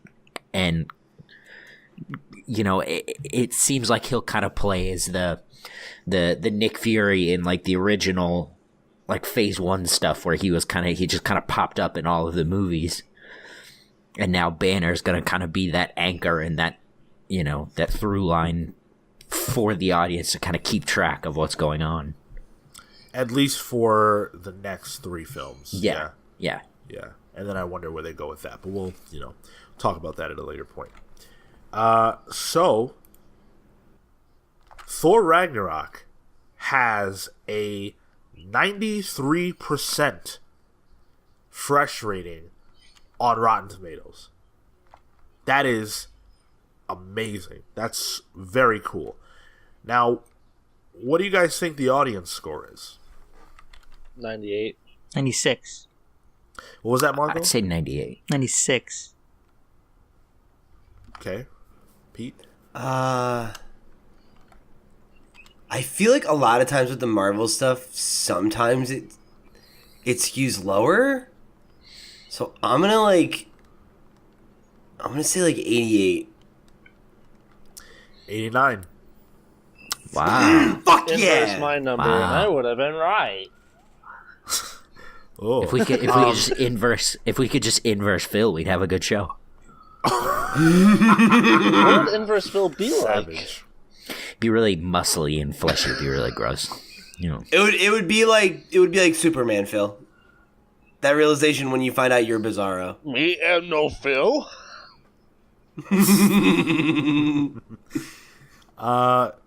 So there's 236 fresh ratings for the film and 19 rotten ones, that's incredible. That I would say that's 255 reviews is a significant amount of reviews, and I'm sure we'll get more as we go forward. But for the movie to have this high of a rating at this juncture for a comic book movie, this is unprecedented. I thought Spider-Man: Homecoming had like a 92% or something. This is, I don't have a news item for this, but this is the highest rated superhero film to date for Marvel or DC to this point. Okay. Really? Wonder Woman didn't do that well? Well, so like early reviews for these films, like Wonder Woman, Spider-Man was at 98%, I remember, and then it got It's down knocked to down. 92 Right. right now. I just looked it up. But then when when the films come out, it shifts, and so right now Thor Okay. Ragnarok is it's doing amazing. Congrats, they did a fantastic job, and in agreement with me, is actually the writer of Planet Hulk, Greg Pak, who sent out some tweets regarding the film. I guess he just had an opportunity to see it, and he said, just got back from Thor Ragnarok screening, and I absolutely loved it. Huge, huge high five. Taika Waititi. Wow. Yeah. Wow. He also said, total thrill seeing all those Planet Hulk elements and characters. Totally. That's great. Yeah, I'm sure that must have been cool for him to see Sakaar brought to life. Yeah, absolutely. And we'll talk about that a little more because we're about to get into our review of Thor Ragnarok. Wow. So, spoiler-free section comes first. If you haven't seen the movie or you have, whatever, definitely feel free to stick with this. And then if you haven't seen it, jump off so that you don't get spoiled unless you don't care, in which case, definitely do stick around. All right. So here we go. We're talking Thor Ragnarok here. We're going to give... I'm sorry. Again, we're going to start with our non-spoiler impressions of this movie. So let's just kick it off. What did you guys think about Thor Ragnarok? Now, Cale, you saw it first. Yeah. You gave some of your impressions last week, but now that the cat's out of the bag, why don't you set us off with your spoiler-free thoughts? Spoiler-free, I'm going to say basically the same thing I said last week. I had a really, really good time with the film. I think that a lot of people will and already have. But I think that if you have a problem with like the stuff that Marvel does, you might have a problem with this movie. And like I can sort of see that criticism in Thor Ragnarok. For me, I didn't, and I think I said this to you guys last week, go in expecting an action comedy, right? I didn't go in quite knowing that. So that, not that my view was super skewed by it, but there was a lot of humor for me that didn't quite land because it didn't quite feel appropriate for what I expected from, I knew it was going to be different, but I didn't know it was going to be so different, from the previous Thor movies, I mean. So for me, like, I really enjoyed it. I had a really good time, but I can see the criticism, and Korg is my favorite character. Phil, what did you think of the movie? I really didn't like it. Liar. I really didn't. No, I didn't think it was very good. I thought it was actually pretty bad. Yeah, not surprised. I kind of figured that because you're a huge fan of the Guardians of the Galaxy films, so my initial impression would be that you would either really like this because it sort of got the Guardians, what I have been calling the Guardians treatment, but I was like, I don't know. Okay, so I thought the jokes were bad. They were quick and dumb jokes. They weren't fun. I barely laughed. Like, this is a movie that had a lot of comedic moments, and I barely laughed. I thought they were all forced, and it just weren't funny, The action, it was because of the really out of place, crappy comedy where it's like, oh, look how this seems so ad-libbed. It softened the stakes of the film so that when shit went down, it didn't, like, serious things that happened didn't feel dwelled on because everything felt like a joke, and consequences didn't feel as big as they really were. That said, I mean, there are things I like about the movie. I like the action. I think the fight scenes are well choreographed. You see this in the trailer, but when Thor is covered in electricity, it's fucking badass. And then everything with Jeff Goldblum is fucking gold because he's amazing. So, like, all the ad-lib shit that didn't... All the ad-lib seeming shit that all the other characters did that sucked. When Jeff Goldblum did it, it was amazing. Yeah. But point is, I was really disappointed by the film. I went into it in a really good mood. I just ate a bunch of pizza. I was ready to have a good time, and I was like the first third of the movie I thought was terrible. That's how Jess felt too. She said she hated the first 15 minutes of the movie. The last third was pretty good. Middle third was pretty good. I don't think this is better than the first Thor movie. Wow. Interesting. It's better than Thor: The Dark World, I'll say that, but I don't think it's better than the original. That's crazy to me. That movie's just so boring. Yeah, I'm not surprised that Phil felt that way. I didn't say that when I came out of the movie because I didn't want to give you anything to go into it. But my immediate impression was Phil won't like this movie because what it is it's a good movie in the Marvel style, and Phil doesn't like the Marvel style. I'm not surprised that you didn't like it. It's fun and shallow. And that's what the movie is. And but I don't think that's to its detriment. It was I said in my social media review of it that it was the most fun that I had at the movies this year. And that's how I felt about it. The stakes are high, I guess, because of what Ragnarok actually is, but the film is low stakes. And that Phil's right about that. So it's if you enjoy high energy sci-fi superhero romp, if that sounds like a fun thing to watch Thor and Hulk do, you'll have a good time with this movie.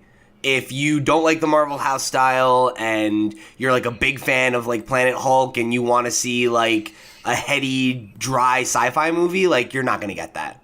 And I think if you go in with the proper expectations, that this is an action comedy and you are a fan of these movies, I think you'll enjoy it. I think you'll probably see what the vast majority of people saw in. How about you, Sean? But if you... Sorry, I keep interrupting, thinking you're done. I was just going to say, if you have something against these movies, this isn't going to change your mind. It wasn't groundbreaking in any way. Yeah. So I really liked it. I had a blast with this one. I went into it knowing exactly what to expect. That it was going to be very funny, very comedic, and that was something that I had a problem with in Guardians 2, and I was worried that I would have a problem with it here. And certainly there were moments where I thought it became an issue, but overall, for me, the comedy landed big time, and that was impacted by the fact that the audience that I was with also really, really liked it and was laughing the whole time. Yeah, same here. I think that this movie had so many characters, and each one of them, I fell in love with a lot of different characters throughout this film.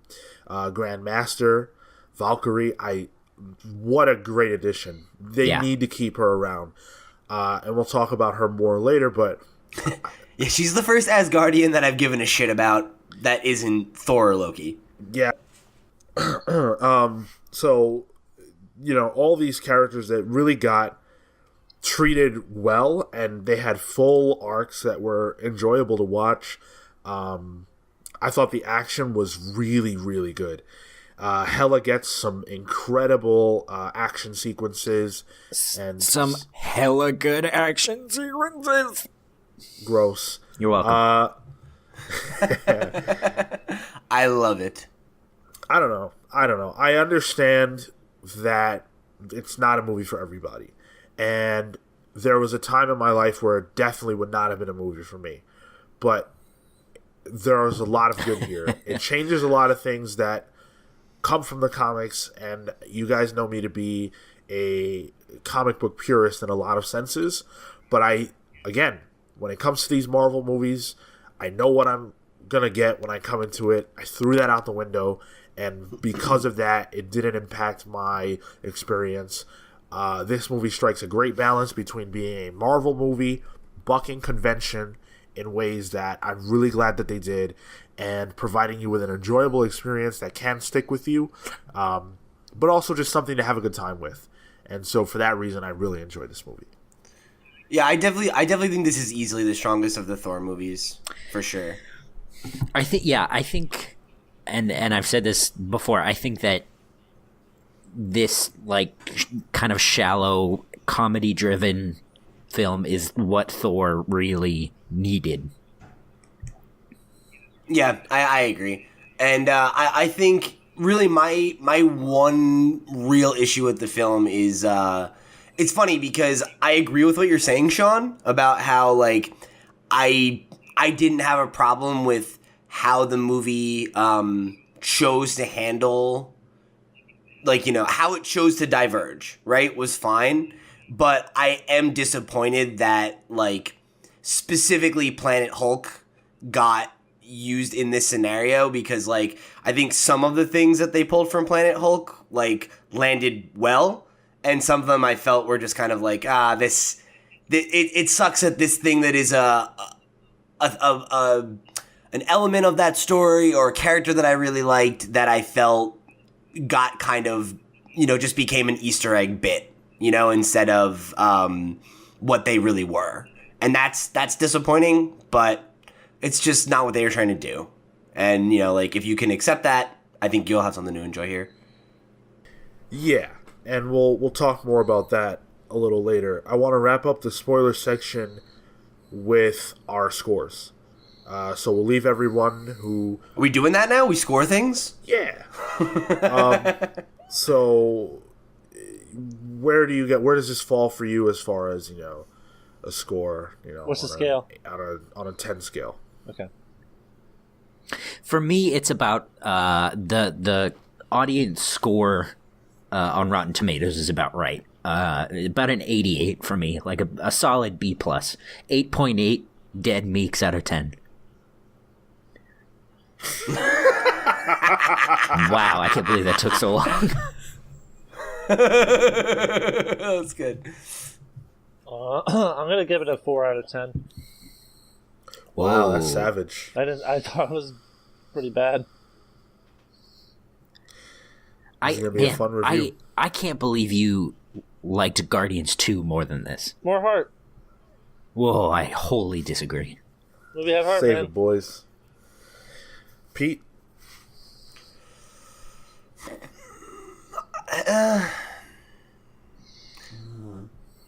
I'd say I'd probably fall in line with Cale. I'd say, like, probably, like, if we're doing it, like, on a hard point scale, I think I would give it an 8. But if we're talking, like, percentages, I would give it, like, an 8.9, or maybe, like, a, you know... Yeah, that feels right. 8.9. Yeah. I am probably a softer critic when it comes to these kind of things. I really just want to give it a 9. I mean, I had fun, and I thought it was very enjoyable. Maybe if I see it again, it'll be different, because I'll have already laughed at the jokes, you know, once, and then maybe they're not as funny the second time around. But I don't know that that's what my responsibility is in critiquing a film. Not at all. If my responsibility, like, yeah, if you came out of it high. Yeah, if my responsibility is how did I feel about it when I saw it, 9. So. Yeah. All right. That's legit. So we're going to jump into the spoiler section. So again, if you haven't seen the movie, now's probably a good time to jump off, unless you don't care, in which case, cool. Marco, do you want to jump? All right. So yeah, let's just dive right into it, guys. We are now in the spoiler section, and I want to start by addressing the plot of the movie and all that jazz. So, the pacing, the way it was executed, the comedy, that stuff. How did you guys feel about the plot and everything that this movie was trying to do? I think why this movie works and the other Thor movies haven't for me is that the first Thor movie is a lot of info dumping, and then Thor, kisses Natalie Portman and fights a robot and goes home. And the second movie is a train wreck for a number of reasons that aren't worth getting into. I think what I like about this movie is that it has the understanding that you have enough of an understanding about Thor and the Asgardians and, his place in the broader Marvel universe that it just tells you a story. Like, it didn't go out of its way to, over-explain Ragnarok. Like, I didn't feel like there was too much focus on, the, nitty-gritty of, what's happening. It's more just it's a prophecy, here's what's going on, magic, right? Okay, cool, let's move forward.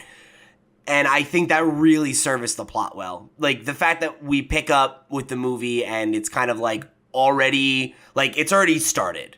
Ragnarok's already going in the first scene, basically. Is great for me. We start right in the thick of it, and it allows the movie, I think, some room to breathe because it does kind of have a decent amount of ground to cover.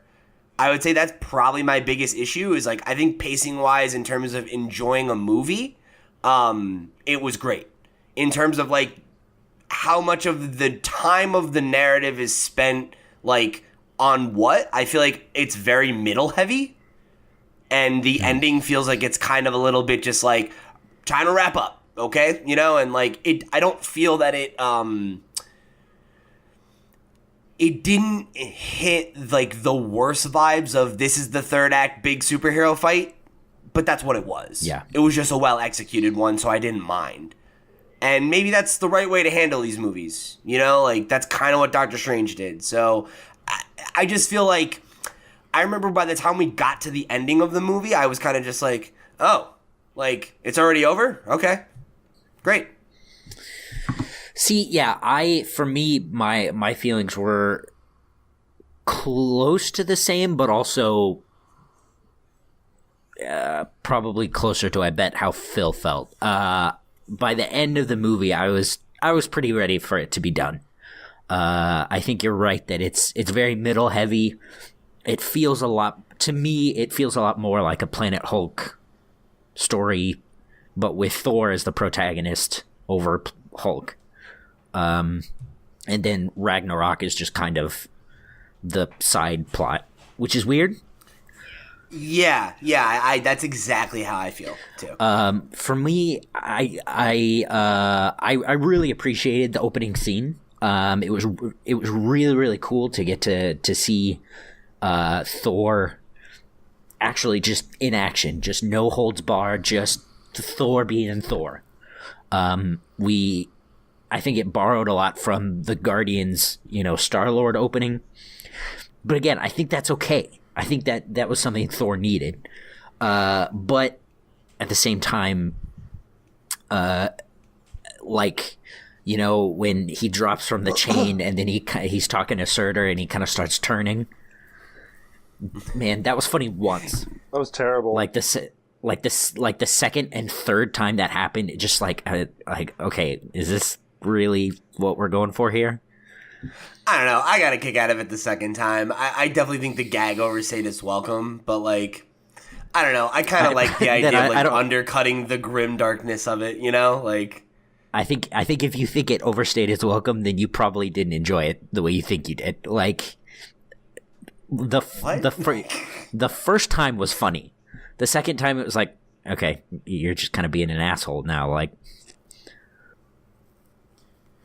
I'm inclined to, if we're just talking about that one gag, I'm inclined to agree in the sense that it gave me Guardians 2 vibes, where it's can we move on? And it also it made Surtur look bad because Thor didn't seem to really be scared of him, and if Thor isn't worried, then why should I be worried for Thor?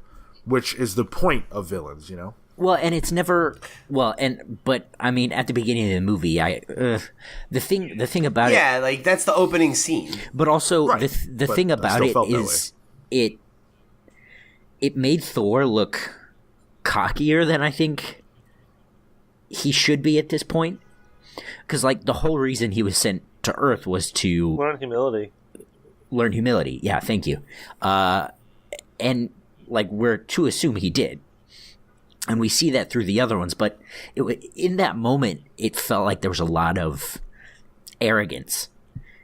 And it was I don't necessarily think it was a bad thing, but it didn't come off the way that gag particularly played out, came off more arrogant than I think it should have. Phil? I don't know. I feel like that's how the character's portrayed. Like, he's supposed to be on Earth to learn humility, but I don't necessarily know that we've seen a storyline where it was like, oh, yep, that he's was the first now. movie. The end of the movie is him learning humility. He denounces the throne, which is what he wanted in the beginning of the first Thor movie, to save humanity, to be humanity's protector on Midgard. Right. That's the whole story arc. That's the character arc. Yeah, but it's not, I don't know. Like, it's done in such a, like, quick flash in the pan kind of way. It's like, I spent, like, an afternoon here, and I've learned how to live among the people, and it's like, I don't know, dude. Like, I feel like you're looking back on that movie with rose-colored glasses. You guys are both correct, because what Phil's saying is true, but I don't think that for that to be true, he has to be some Zen master. Like, he's cocky and brash, but he's smart and wise too. You know, those are both parts of his personality. And that's what I mean specifically by, you know, okay, one turn on the chain is good. That's a good gag. The second time is just like, fucking, are you doing this on purpose? Like, what? Come on. The question is the pacing and everything, and the thing is, the gags were really distracting to me. Because, like, for instance, when the Valkyrie just fell off the ramp in the beginning of the movie, I was just like, what the fuck? Like, there's all this, like, it's like, isn't it funny? So random, XD. All this, like, that's what it was. It was fucking oh my god, Phil, that's not what it was. It was That's like mid-credits outtakes. And it's like, it was just like, I was getting really irritated with it because it took me out of the movie every time. Oh my god. I like it's fun if it took you out of the movie, but some of the, like, you get very projecty when you talk about these movies, dude. That's a trope in, like, westerns of, like, oh, the person showing up for the first time and they're drunk and they fall over. Like, that's not like a fucking internet XD random LOL meme joke. It's a dumb visual gag. Like, if it didn't land for you, that's fine. But, like, man, it's dude, just an example. You get so accusatory about the humor. To Phil's point, the part where Banner jumps out of the spaceship. That to me, and he hit the crowd. Like, that was funny, guys. Like, that took me out of the That's movie. my point. Like, that like, was it was insane. All the jokes were really, really weak. Like, they weren't funny, and just kept taking me out of the movie. Pacing wise, I really hated the pacing of the movie. Like, the first third is him bouncing around everywhere. It's like, oh, this plot point, this plot point, this plot point, Doctor Strange, this plot point, this plot point. Now, it's literally a straight line. and it doesn't let anything sit at all. Like, Odin dies in the most, like, ridiculously anticlimactic way possible. And that's also a disservice to Anthony Hopkins, who hasn't been good in these movies, in my opinion. Oh. What, do you like him in these movies? Yeah. I like him as an actor a lot. This one I think underserves him, but yeah, I think he's great as Odin. I always feel like he just nails it in, but that's my opinion. I mean, it's a superhero movie. He probably does, but, like... Yeah. Like, it almost felt like three different movies. In terms of how it was paced and the way the act structure took place. Yeah, man, this movie was a mess. So, what did land for you then, Phil? Definitely Jeff Goldblum. Everything he did was fucking spectacular. Right. Phil fucking virtue signaling over here. Even the post-credit scene with him, where it's like, great job with the revolution. I did my part. Every revolution needs. Can't have a revolution without someone to rebel against. I think we all just did a great job. Let's pat ourselves on the back. He was spectacular. How did you feel about all the Kirby imagery? Like, was that? No, I thought it was pretty cool. Actually, I wish there was more of that. Actually, it's funny. You wish there was more? Yeah. That was a whole damn movie. Well, I didn't think the whole movie was like a bit. I thought there were like parts where like it looked Kirby-esque, and then other times it's just, it looked like a Thor movie. But carry on. The one thing is, it's funny because we just reread Planet Hulk and we just read Avengers Disassembled Thor or whatever. Yeah. And both those books, after reading them and then seeing this movie, I was like, boy, those books were a lot better than this movie. Because it had all the elements from those books that were good. Like, all those things in those books that were, like, it was like, what's the word I'm looking for? It was a watered-down version of all the things that are good about Planet Hulk, and the watered-down things that are good about the things in Thor Ragnarok as a concept. Because, like, instead of having Fenrir spread his jaws and devouring the earth and the heavens, he gets punched by the Hulk into a waterfall. It was a dumb fucking movie. Okay, so I think that pacing-wise, I really like the way the movie flowed. I guess, I don't know, I guess I'm in the minority, but I thought that the first half, or first third, I guess, was really enjoyable. I'm with you there, too. I like any time that you get to see characters on an adventure that is not necessarily central to the movie. I always like that. Like, the fact that he engaged in battle with Surtur and the Midgard Serpent in, like, the first portion of the movie, and it was just for fun. I mean, it mattered, but it wasn't like, I don't know. What I'm trying to say is I liked that happened. I enjoyed that. And then I really loved that Loki and Odin and that whole thing played out so early. The trailers gave me the impression that would take place a little later, that the first time he engaged with Loki would be on Sakaar. When he's chained up and he says surprise, I always thought that was the first time they would interact. To see that it took place so early in the movie was a nice surprise, and that we got Doctor Strange. I love the cameos. I really, really do.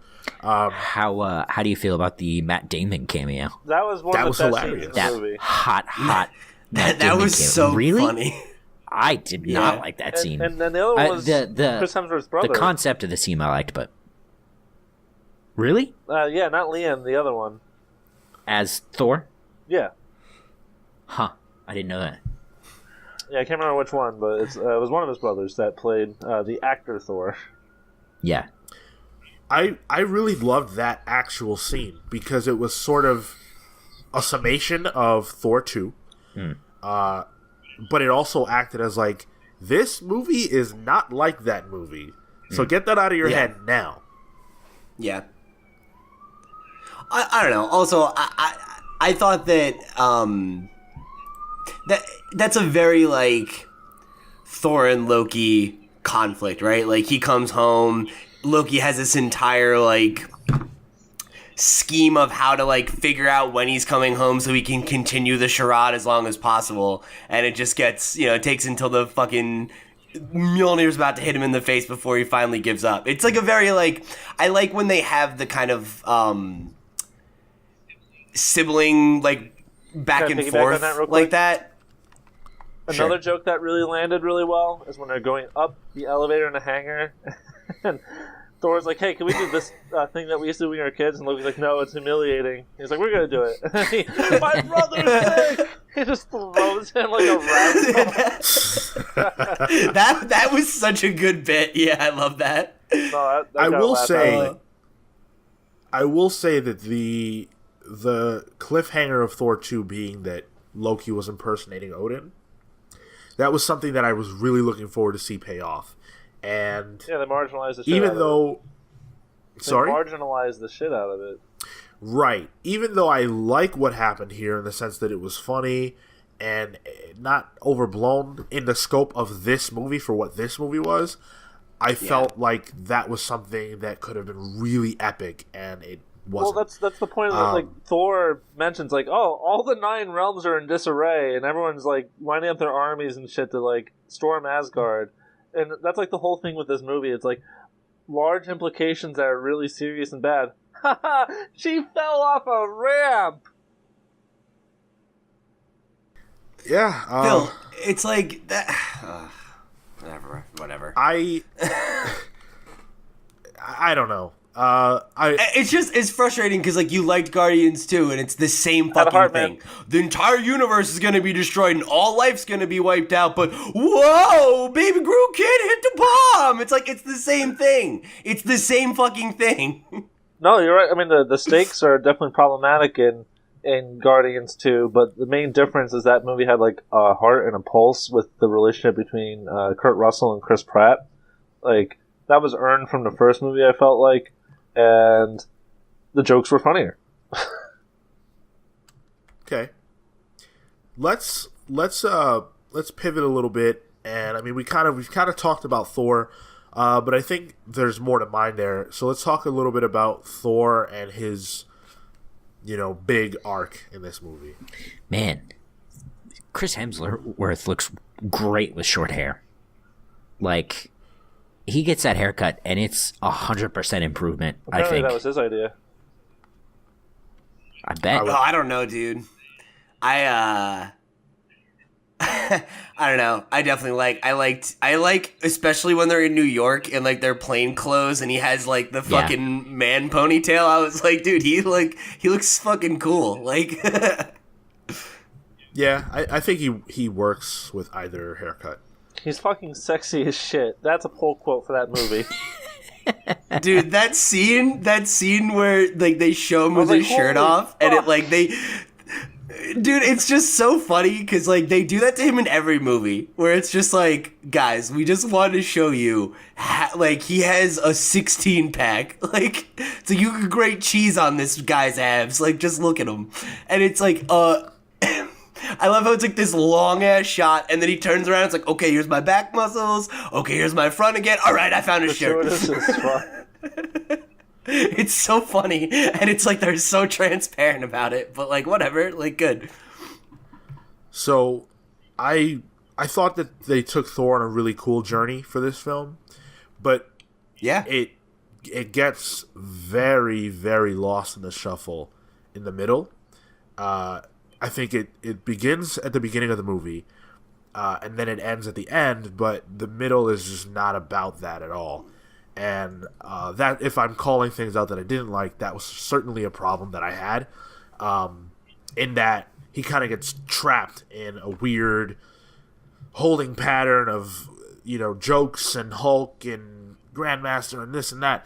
But I feel like the end really does pay it off, because if you do look at this as a trilogy, the first movie he decides he doesn't want to be king.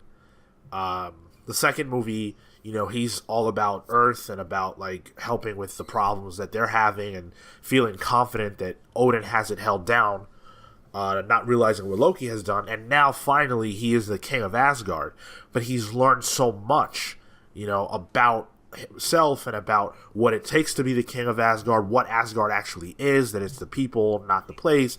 All that's fantastic, but the real learning takes place in like the last 20 minutes. And I wish that had been, a longer journey. Like I said, 3 different movies. I think that's ultimately the problem with movies like this. It's like you're right, because like it's like a classic hero's journey, right? Of like, oh, like the hero's here and there's a problem he needs to fix, and he has to go on a journey and learn and grow from the journey to return home and fix the problem, right? And like that's what Thor does. But the journey doesn't feel super connected to the revelation that he has about Asgard and his role in being king. And like the stuff he does on Sakaar feels like a roadblock to that, not the thing that informs that growth. And I think that's like the primary problem. To be honest, it feels like they just really, really wanted to include Sakaar. And they were going to do it no matter what. And, I mean, look, I reviewed it highly. I liked the movie. It was funny and everything like that. And there were a lot of great moments on Sakaar. But you could cut that and make this movie. Yeah, for sure. And you can make it different. Better. And make it more cohesive, I guess. Yeah. Well, and more, I mean, and this is a dumb thing to say about a Thor movie, but more Thor-centric, you know? For sure. All this, like... I mean, honestly... Oh, I'm sorry. No, for real. The Sakaar and the Hulk stuff, it really... It drew away from Thor and from the impact of Ragnarok. I honestly think Ragnarok's what they should have cut. Like... Unless they think that Ragnarok is like a significant part of their end game for how they want to treat the Asgardians moving forward, I feel like having Thor as like the quote unquote main character of like a Planet Hulk story with him and Hulk as like a team would have been appropriate, of them like going and overthrowing the Grand Master and leading a revolution, that kind of thing. Like, I feel like that story is like, if they want to focus on Sakaar, that story's already there. Yeah. I think you're right that it feels like they just wanted to feature the Planet Hulk stuff and have Hulk and Thor be gladiators and be on the alien and all that stuff. And it's like, great, but it does feel like two stories that are unrelated and kind of sewn together. Like it almost feels like a crossover in a comic, right? Like this is the real story that's going on in Thor right now, but here's a 6-issue mini where he's going to go team up with Hulk and have to escape and come back to the real problem he's dealing with. And I feel like if you had focused on that narrative more, there was stuff to do there. Like I said, I felt like they took the things from Planet Hulk and the Ragnarok story and just watered it down in this movie, and it just felt slapped together. So, to that point, I agree. Let's talk about Hulk, because Hulk goes through some big changes in this movie. Obviously, we haven't seen him for 2 years. We come into this movie, he's a gladiator, the most successful gladiator that they've ever had. They've got his face on this big statue that also includes Beta Ray Bill, which was super cool, Man-Thing, and Ares, and Bio Beast, who was a character that most people won't know. But Hulk now talks, and he can speak in full sentences. They're Hulk sentences, but and we learned that he hasn't been Bruce in 2 entire years. That's a huge plot point that obviously we talked about, that 3-movie arc that they're working with. That's where that whole deal starts. So how did you guys feel about Hulk in this movie and where they took the character? And Bruce Banner, for that matter. It didn't do that much for me. I like Mark Ruffalo a lot. I was a lot more excited to see Mark Ruffalo than I was the Hulk and the Hulk's interaction. The fight scene was cool. The Hulk didn't do that much for me. Same. He felt shoehorned, and every scene with Mark Ruffalo was like extra neurotic, and I get it. He, hasn't been Mark Ruffalo in 2 years, right, because of the Hulk. But like those interactions with the Valkyrie, where he's like, "Hey, don't I know you from somewhere?" It just felt like more ad-lib, distracting dialogue, which this movie is filled with, and it just kept taking me out of it. And really, the only scene that I was like, "Oh, this is a cool Hulk scene," was when he fought Thor in the Coliseum, because I felt, felt comic-y. And I think everyone wanted a prolonged Thor and Hulk fight since the first Avengers movie, where they had like a brief exchange. Other than that, like, he just felt shoehorned in the movie. I think I agree, only in the sense that I feel like Sakaar itself didn't need to be here. So in that regard, I agree. But in the sense that, the movie has Sakaar, and that just is what it is, I think he fit well with what was happening. Yeah, I don't disagree with that, yeah. Even regardless of that, I just really was happy to see the character again. So, I don't know. I think you're right. But that, for me, I still liked it despite knowing what you said. Yeah, I'm with you, Sean. I think that it was a good use of the character. I like the Hulk. you know? But I think, like I said before, I think they obviously have like realistic business challenges as to why doing a solo Hulk franchise doesn't work. And I also think in general that the Hulk works really well in an ensemble. You know, those are always my favorite Hulk stories, is when he's playing off of other people, you know? What you said earlier, I think you're right. I think if this was an entire Sakaar movie, I think it probably would have been a lot better. I agree. Like, well, obviously that was my point. But, I agree with myself. you know, I feel as though if Thor had been the character of, like, even if fucking something like Ragnarok is what sets it off, right? Like, something happens, Thor is forced here where he meets up with Hulk and they go and fight this civil war and free all these people. That would be, I think, a better narrative for what they were trying, for, like, what they, seems like they wanted to focus on in the movie. And it would have given us more time with Jeff Goldblum. Yes! Like, there's a lot of arguments as to why I think that would have been a better path forward. Ooh. That being said, I don't feel like Hulk is out of place, just because, to me, all the best parts of the movie are the stuff that's Thor and Hulk. You know, their fight is awesome. I love that scene of them in his bedroom, whatever, cage, gym shit that he lives His in. man cave. Yeah, like, that whole exchange between them, you know, I really liked. Like, I like, to Sean's point, getting to have somebody have a actual conversation with the Hulk, you know, and like how frustrating that would be. I thought that played really well, and I liked their dynamic because I thought it was a representation of how I always think of the Hulk, you know, and that, like, Hulk's not written super consistently. He's been written a million different ways by a million different people, but I always like the Hulk stories where Hulk is presented as like a Frankenstein figure. In that, like, yeah, he's frustrated by how angry he is all the time, and, like, ultimately he just wants to be liked, you know, and that he doesn't want everyone to hate him. And I got that sense from his interactions with Thor, and I thought there was a real, like, tender human moment between them that, like, worked for me. You know what scene I really hated in the man Jim cave thing? Is when Thor puts the Valkyrie kind of in her place with, like, saying, like, oh, you run away and drink yourself to death and shit. And he throws a ball through the window and it hits him in the head and just completely undermines everything he just said. And it was more distracting shit. Fuck, this movie was frustrating. I don't know.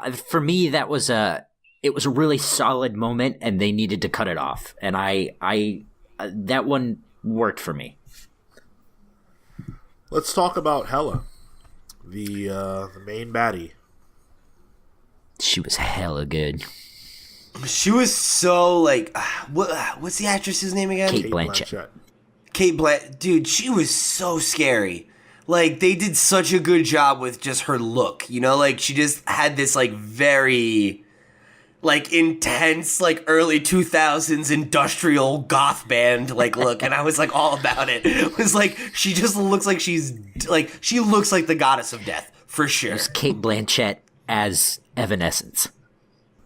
Yes, exactly. Hela was maybe my favorite part about the movie. Her and Valkyrie. I like what story they told with Hela. I think she's one of the better MCU villains. It's obvious that they tried with this one to flesh her out, but still not make it be a villain movie. What a lot of people don't understand about the Marvel Universe is that they're deliberately trying to not do what The Dark Knight did, which was make a movie in which the main character, the superhero, is not the main character. They don't want to overshadow the hero. And so the villain is often marginalized as a result. There's never going to be a 50-50 movie. They're just not going to do it. And so with that in mind, which is how I look at these movies now, I look at Hela and I go, wow, okay. They made her a part of the family, so that immediately creates some friction and some tension and makes you care. Odin did her dirty. She's, evil because she just wants to kill, but he doesn't want that anymore, so he locks her away. Like, all that stuff's cool. She's an absolute badass. That scene where she, like, murders the whole army, Like, that was fucking crazy. Yeah. But she was just, like, leaning and shooting all these knives everywhere. I was like, that was really well choreographed. And what's kind of cool about it, and this doesn't really get said, but she's her father's daughter. And Thor is his father's son. They're the products of Odin at two different stages of his life. And I think that that's very, very cool. But at the same time, I think that speaks to Phil's point in the sense that if that had been more of a central focus, the movie would have had more of an emotional pulse. Whereas they almost deliberately don't go into stuff like that. Thor doesn't care that this is his sister at all. He's not into that. That doesn't matter. It matters to me as a viewer, but not because they make it so. To me, it bothers me more that, because, like, frankly, I don't think he should care that it's his sister. Like, she's clearly a fucking monster that needs to be taken out. To me, the issue that I'm more upset with is that, like, they don't ever explore the implication that, like, he is now put in the same position as Loki and that, like, his life has been a lie and his father lied to him too. You know, and, like, Loki points that out to him, and I think it softens the friction between the two of them. But it doesn't get explored as much as it could or should. And that's the issue, right? Is that, like, there's two really good plots laid out here, and neither of them get fully explored. So, good, Cale. Just to kind of tack onto that, and I'm not going to belabor this point because we've sort of said a lot, but her story felt very Greek mythology. Yes, you know, I thought that like too. I don't know a lot about like the Norse mythology and Thor and Odin and their family and stuff, but like it felt very okay. Everything came out of this one thing, and then everything killed the one thing, and now it's everything else, and then it all comes back down to one thing, and then there's more things, and they got to kill the thing. Kel, what the hell are you saying? You hold on. You tracked every damn thing I just said. Think about Greek mythology and think about this movie. Let me put it in a way that Cale couldn't, I guess. In the way that everything in Greek mythology is a clusterfuck. Everyone is related to everyone, and everything is supremely epic. Having Hela be Thor and Loki's sister and Odin's daughter, and she's being cast to hell for being too aggressive in her like aspirations.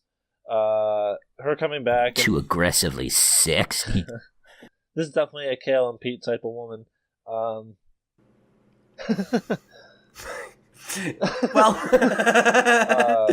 in that way, it comes out very Greek epic. Which is exactly what I said. So thank you. Yep, I got you. That was a long while for a short drink of water, boys. So, no, what Pete says is totally salient. Everything, all the stakes of Ragnarok are really undermined. From Hela being Thor and Loki's sister, to Thor being lied and deceived, to Thor losing an eye. It looked really badass, but like the weight of that moment was like just skimmed past it. And even Hela as a character, I felt was underserved because while I liked her, I wanted to see more of her. I wanted to see her do more. And the only character she had to bounce off was Scourge. And the whole time he's like, I don't know, this is a good idea. Yeah, I mean,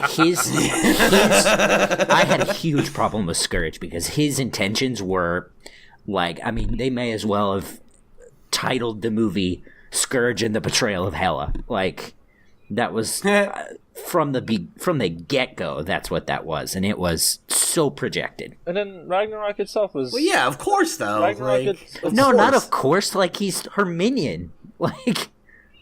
Yeah, because of fear. Like, she comes into existence, kills a bunch of people, and then is like, hey, do you want a job or do you want to get killed too? And he's a sniveling little shit. So, like, of course he licks boot. So, and then Ragnarok itself, I feel, is underserved. It's, you know, it's the end times. And one thing that was actually kind of cool is after reading Thor Disassembled, I was able to kind of predict the ending. Because the whole point, thematically, of Ragnarok as a concept is that it's rebirth. So, I like that little aspect, but like the actual event itself is in her mind, and then Hulk having to go smash and Thor calling Hulk back like a dog, like it was more poorly timed comedy. And man, that wasn't even a joke. He's like, I want to smash, and then he pooped his pants. Oh yeah, he's like big monster. And he's like, I pooped my pants, and the audience laughed, and then Hulk slipped on a banana peel, and they played Benny Hill music.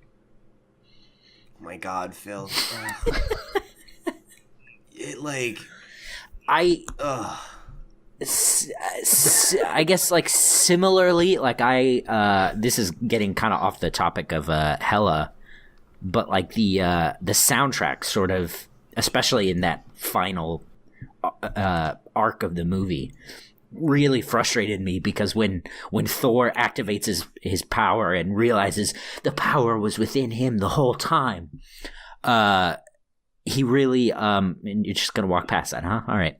No, it was good. I nodded silently.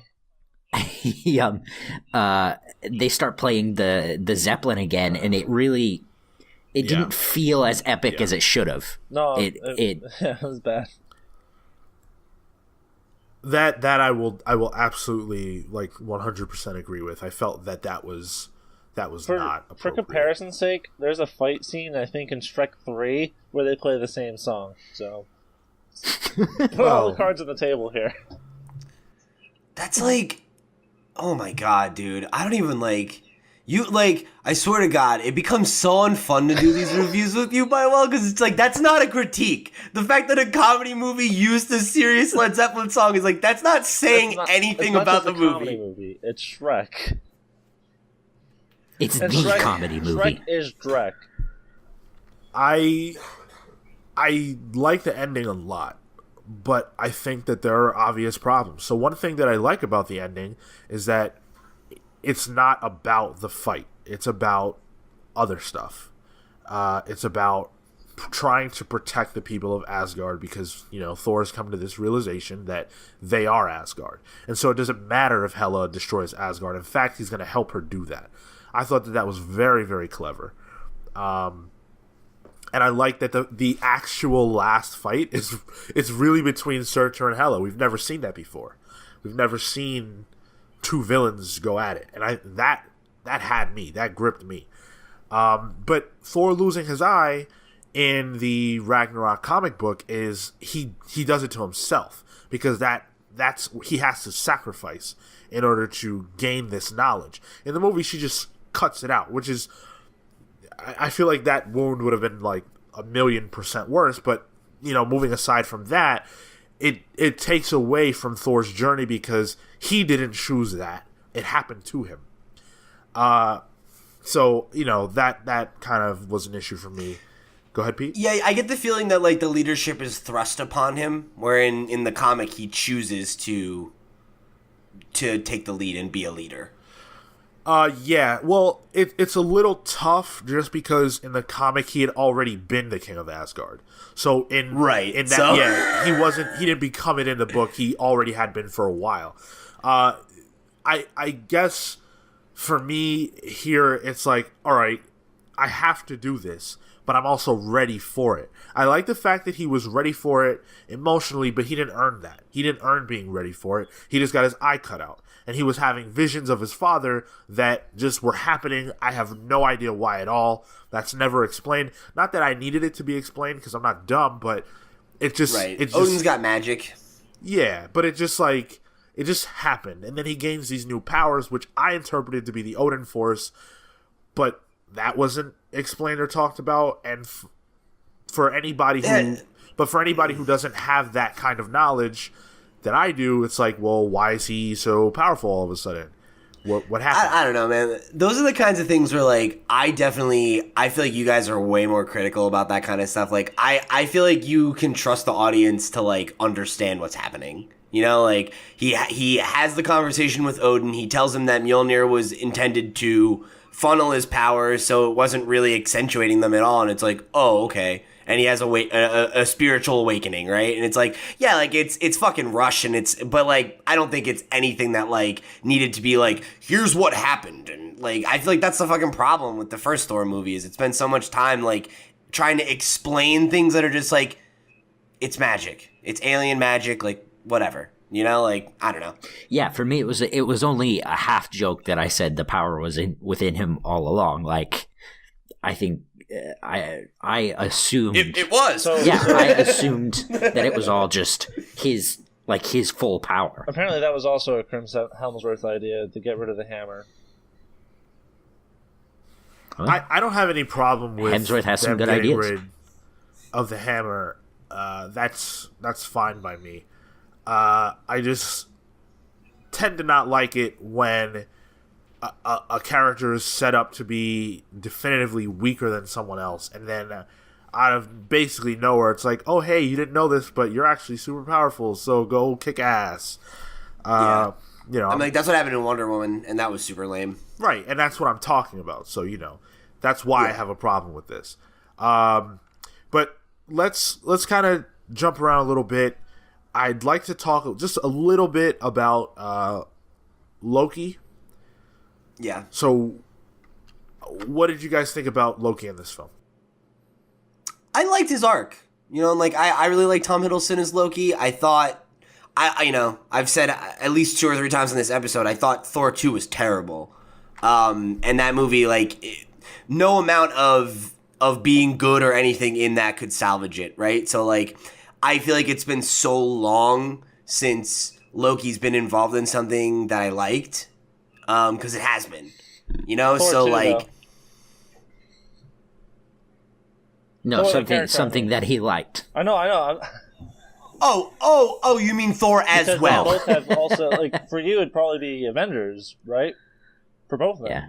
So, Yeah, absolutely. Yeah, no, Cale and I just misunderstood you when you said Thor 2. I was like, what? Like, did you just have a stroke? Yeah, so, like, getting to see those 2 characters in a film I enjoyed, where they had their classic dynamic explored in good ways, is great for me, right? Because, like, Loki's, like, a piece of shit, more or less. But I think that, like, he's definitely shown moments of being softer towards Asgard and, like, his family and the people that he grew up with, and, you know, kind of where he fits in that world. And I felt like when we have his kind of, like, heel turn moment in this movie, I, like, definitely was like, oh, fucking come on. Like, is this really what we're going to do again? Like, Thor trusts you and you betray him or whatever. And I liked that Thor turned that around on him.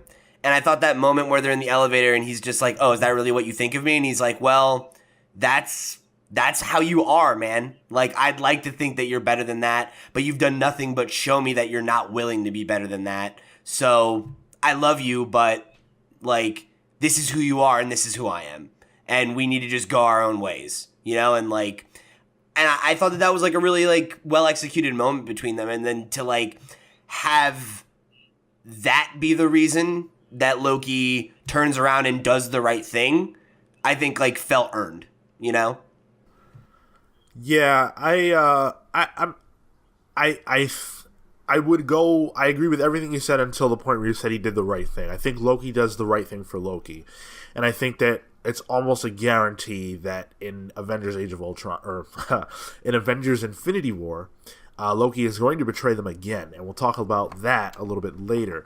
But there's definitely a meta to the conversation that Thor has with Loki, and to Thor not allowing Loki to betray him again in this film, because this film is all about breaking the cycle. And that's what happens there. You know, Thor is not going to allow himself to be stuck in the cycle with his brother. He's going to force the break, and then that forces Loki to change, according to, you know, in Thor's mind. Thor breaks the cycle of Ragnarok, and that changes the game in every single way. So I really like that. I love the elevator scene between Thor and Loki. I wish that we had gotten more of that. I remember sitting in the theater and being like, wow, this is so good. This shows me that they could have done more of this. But, you know, we didn't get that. That's fine. But I just really liked that scene and that dynamic. Let's talk about Valkyrie a little bit. Man, I can't wait to see what she does in the broader context of the MCU, because it really seems like Tessa Thompson is game for everything. Where was Sif? Where was Sif? We don't know. Yeah, I was wondering the same thing. I mean, I know she had an appearance in Agents of S.H.I.E.L.D., so I don't know if the implication is that she's on Earth still. But that was But- 4 years ago. Yeah, that's fair. I did think it was funny that, like, of the Warriors 4, the only one that's at all relevant... Oh, 3? 3. There are 4 with Thor, right? No, 4 with Sif. Well, it's So it is- it's the Warriors 3. Thor is like their Okay. friend. Sif is their friend. Yes. Right, okay, got it. They all just die unceremoniously, and it's like, whatever, they're dead. Oh no, Thor's friends are dead. Like, that's the extent of that moment. Because, like, who gives a fuck about those characters? They have been, Which- so underserved. Which- they're just not interesting. Which tangentially is why I think it's hilarious that when Zachary Levi was cast as Shazam, it was everywhere you saw it was like Thor Ragnarok, Zachary Levi. It was like, oh, are you sure? Or a throwaway all right, line so- about Jane Foster dumping Thor. It was just more just... Alright. It was a mutual dumping. Phil. Oh my god. So, just to put the focus back on Valkyrie, I think she was handled very, very well. They gave her a full arc. You know, I get Phil's criticism about her just being the drunk and then playing that up for laughs, but you know, there was something real there. You know, and I really appreciated that they weren't just going to allow her to be this dumb character who's just a badass and that's it. You know, there was more to her than that, and I really appreciated that. They did allude to the fact that she was, and this was a big news story that we didn't get to, but the woman who she's kind of like reaching out for in the flashback, you know, like that's someone that she was with. That was her. Yeah, implied to be a lover, I think. And they actually cut a scene from the movie that would have further fleshed that out. But the character is bisexual, and so that does provide that LGBT representation that the films have never had before. I didn't know and that. I'm upset. Yeah, I'm upset that they didn't sort of explore that a little bit more. Just because, you know, we get it, but like not everybody's going to get it. And why can't that be? You know, set in stone the way Tony Stark would just kiss any woman at all. You know, like that scene with the other Valkyrie dying, I interpret it as like a mentor dying, kind of like that scene in Wonder Woman. Yeah. When Wonder I did Woman's too. trainer gets shot, I didn't construe it with romantic undertones. So that's another I didn't know disservice that. to the film. yeah.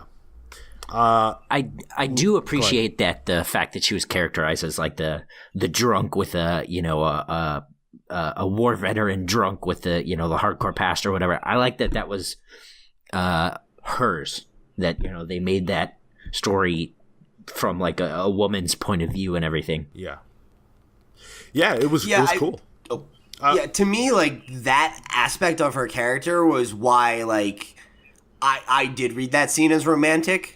Right? Of like, I don't necessarily feel like you'd get that same focus on like a mentor dying when she's like in the position that she is. But I guess you could argue that like when your entire platoon of all these people who are like your, sisters in arms or whatever are all dead, that would, no matter what, that would do it, right? With what was given to us in the film, I don't think that there was like that was obvious. Like I didn't get it at all. No. Yeah, it definitely wasn't obvious at all. And it's unfortunate that there was apparently a scene that, like, doubled down on that we just never saw.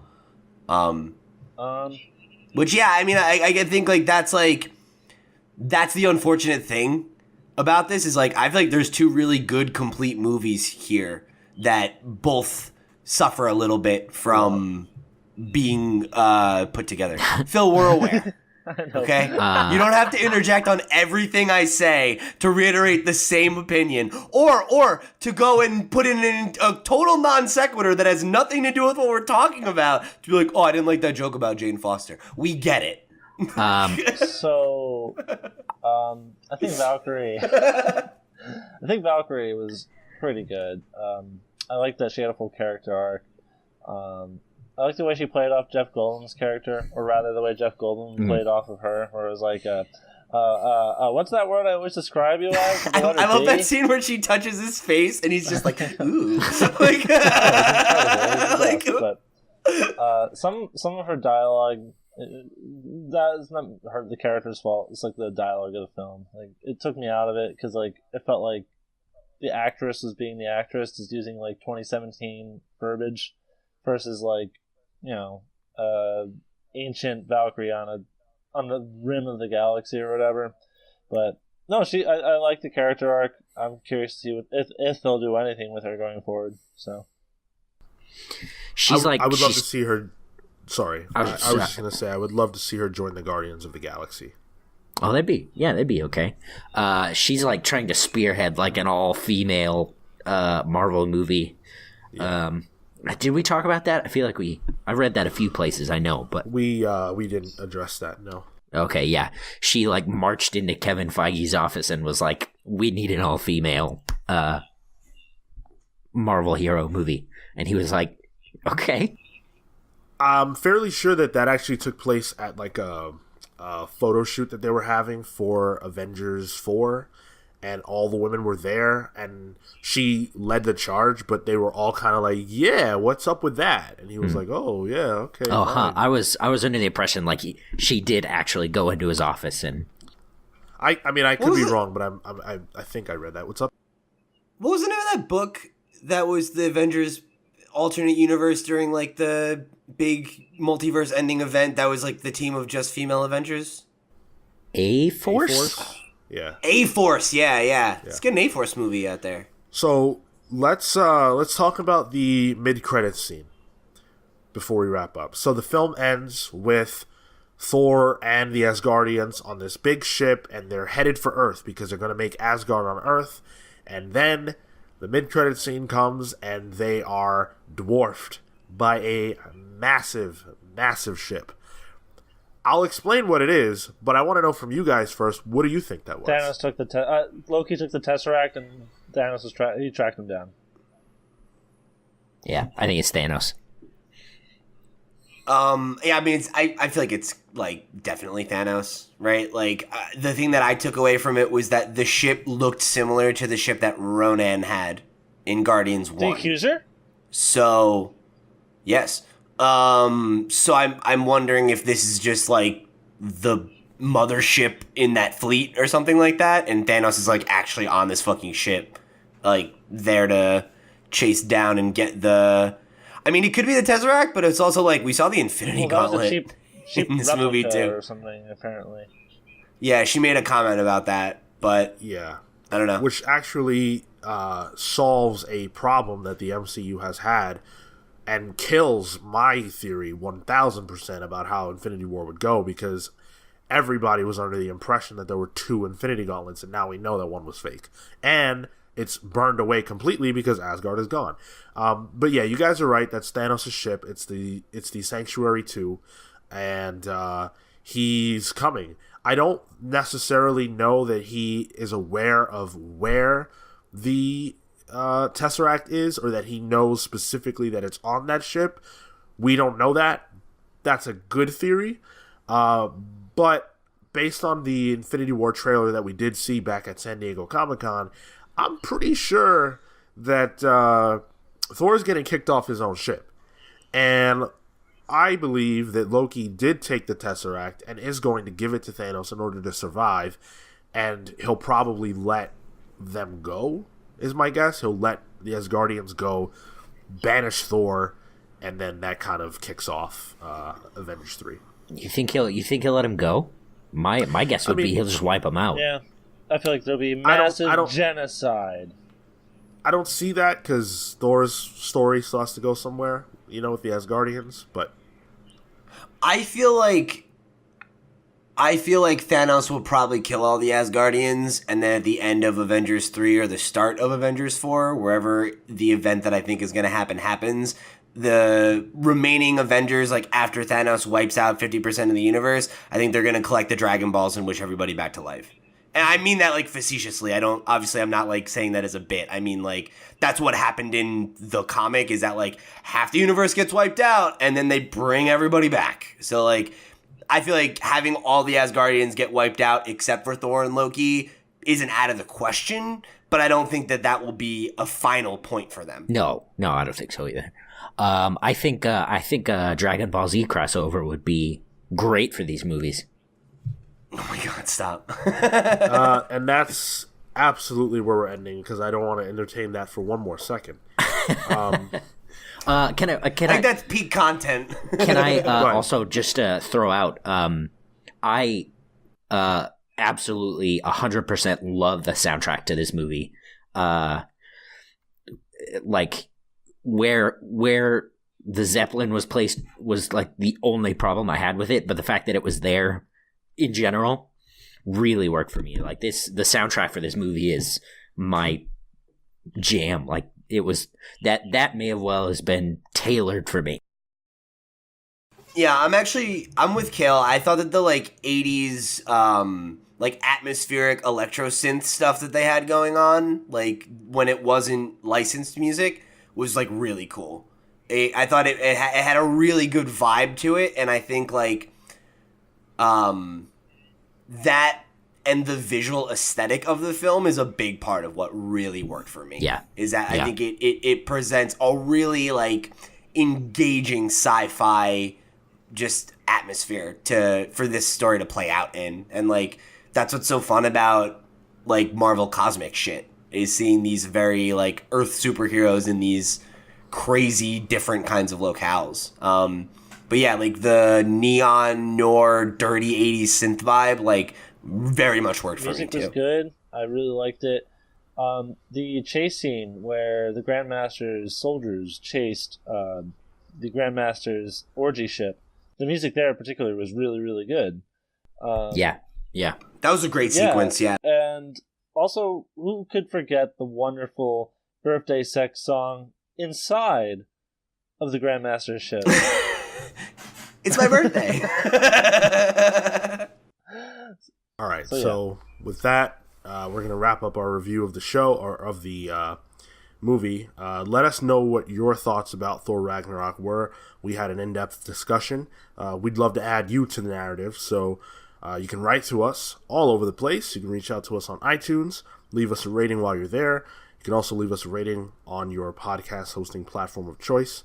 You can write to us at The Comics Pals, wherever your social media is sold. We are at The Comics Pals. We are thecomicspals@gmail.com. You can write to us your mini review of Thor there if you'd like. We'll read it on the air. And last but not least, we are on YouTube at The Comics Pals. If you're watching this on YouTube, you can like the video, share it with your friends, and subscribe to our channel. Leave us your mini reviews. Drop those down there. Let us know what you thought of Thor. I'd love to hear from you guys about this film. I think it was a very good film, despite the fact that it definitely has some obvious flaws. And I'm very interested in how this movie is going to be viewed in history as years go by and the hype goes down. I want to know what people are going to think about this movie as we go forward. Agreed. So let's do some plugs. Pete. Cool. Thank you guys again so much for joining us here on another episode of the Comics Pals. If you guys want to get some more content from me, make sure you check out the Video Game Pals with me and Sean. It posts the day after the Comics Pals, so if you're a video game fan, check it out. This week, actually, we've got a really cool show. We're talking about Paris Games Week and all the stuff Sony had going on, BlizzCon, and we've got Tyler from the Long Box joining us. Oh, so gross. It should be a great episode. Please tune in. Thanks, Cale. I'm not trying to promote it or anything. And then you can also check out Pals Play with me and Thompson every Monday through Friday. We're going to be starting Mario Odyssey this week, so make sure you tune in. It's going to be a good time. And then if you guys want to connect with me, you can follow @loud_Pete wherever your social media is sold. And do me a favor and check out my writing over at cbr.com as well. Help me pay the bills. I've got some cool articles coming out in the weeks ahead about some stuff like Pokemon, Thor Ragnarok. It's going to be good times, so come check it out. Awesome. Cale? I produced a little show called the Riverdale Review. I have been finally promoted to full-time third chair, so everybody's real excited about that. We are planning to have, I think this week, is it this week? This week we are having Betty Felon on as a guest to review episode 4, I think. No, 5. Episode 5. 5. Episode 5 of Riverdale. So we're all just really excited about that. You can find my comics and Panels Comics on Comixology. Help me pay the bills because I'm more important than Pete, and I'm hungrier. You can find me on Twitter and Instagram at TotoInto. That's TOTOINTOW. Phil? Just want to promote CBS's great new show, Young Sheldon. It's fun for people of all ages, you know. Just the comedy flows like an ocean wave. If you like to laugh, if you like the blots, Young Sheldon is for you. Coming back to CBS these Thursdays. You know what, guys? I think that Phil's plugs are really to the detriment of Phil overall. You know, I feel like they're really distracting, and they just kind of get in the way of the overall narrative. The soundtrack they really took me out of it. Soundtrack is terrible. Pete's right. So watch Young Sheldon instead. They use the background music in Shrek, so I don't know. The thing is, Pete's joking, but it's kind of true. You can find me at my newly rebranded self, Mr. Marco Animoto. That's Mr. Marco so much. ANIMOTO on Instagram and Twitter. And also check out the recently successfully funded The House by Drew Zucker and Philip Seavey. That's a new Kickstarter book that I backed. It looks really cool. It's a horror series, so check it out. It looks really cool. Excited to get it. And as for me, as always, you can find me on Twitter only at Sean Soapbox. Let's talk about Thor Ragnarok or Black Panther, which is going to be awesome, and the trailer got a standing ovation in my audience. So yeah, Black Panther's going to be rad. Yeah. With that, we're the Comics Pals signing off. Take care, guys.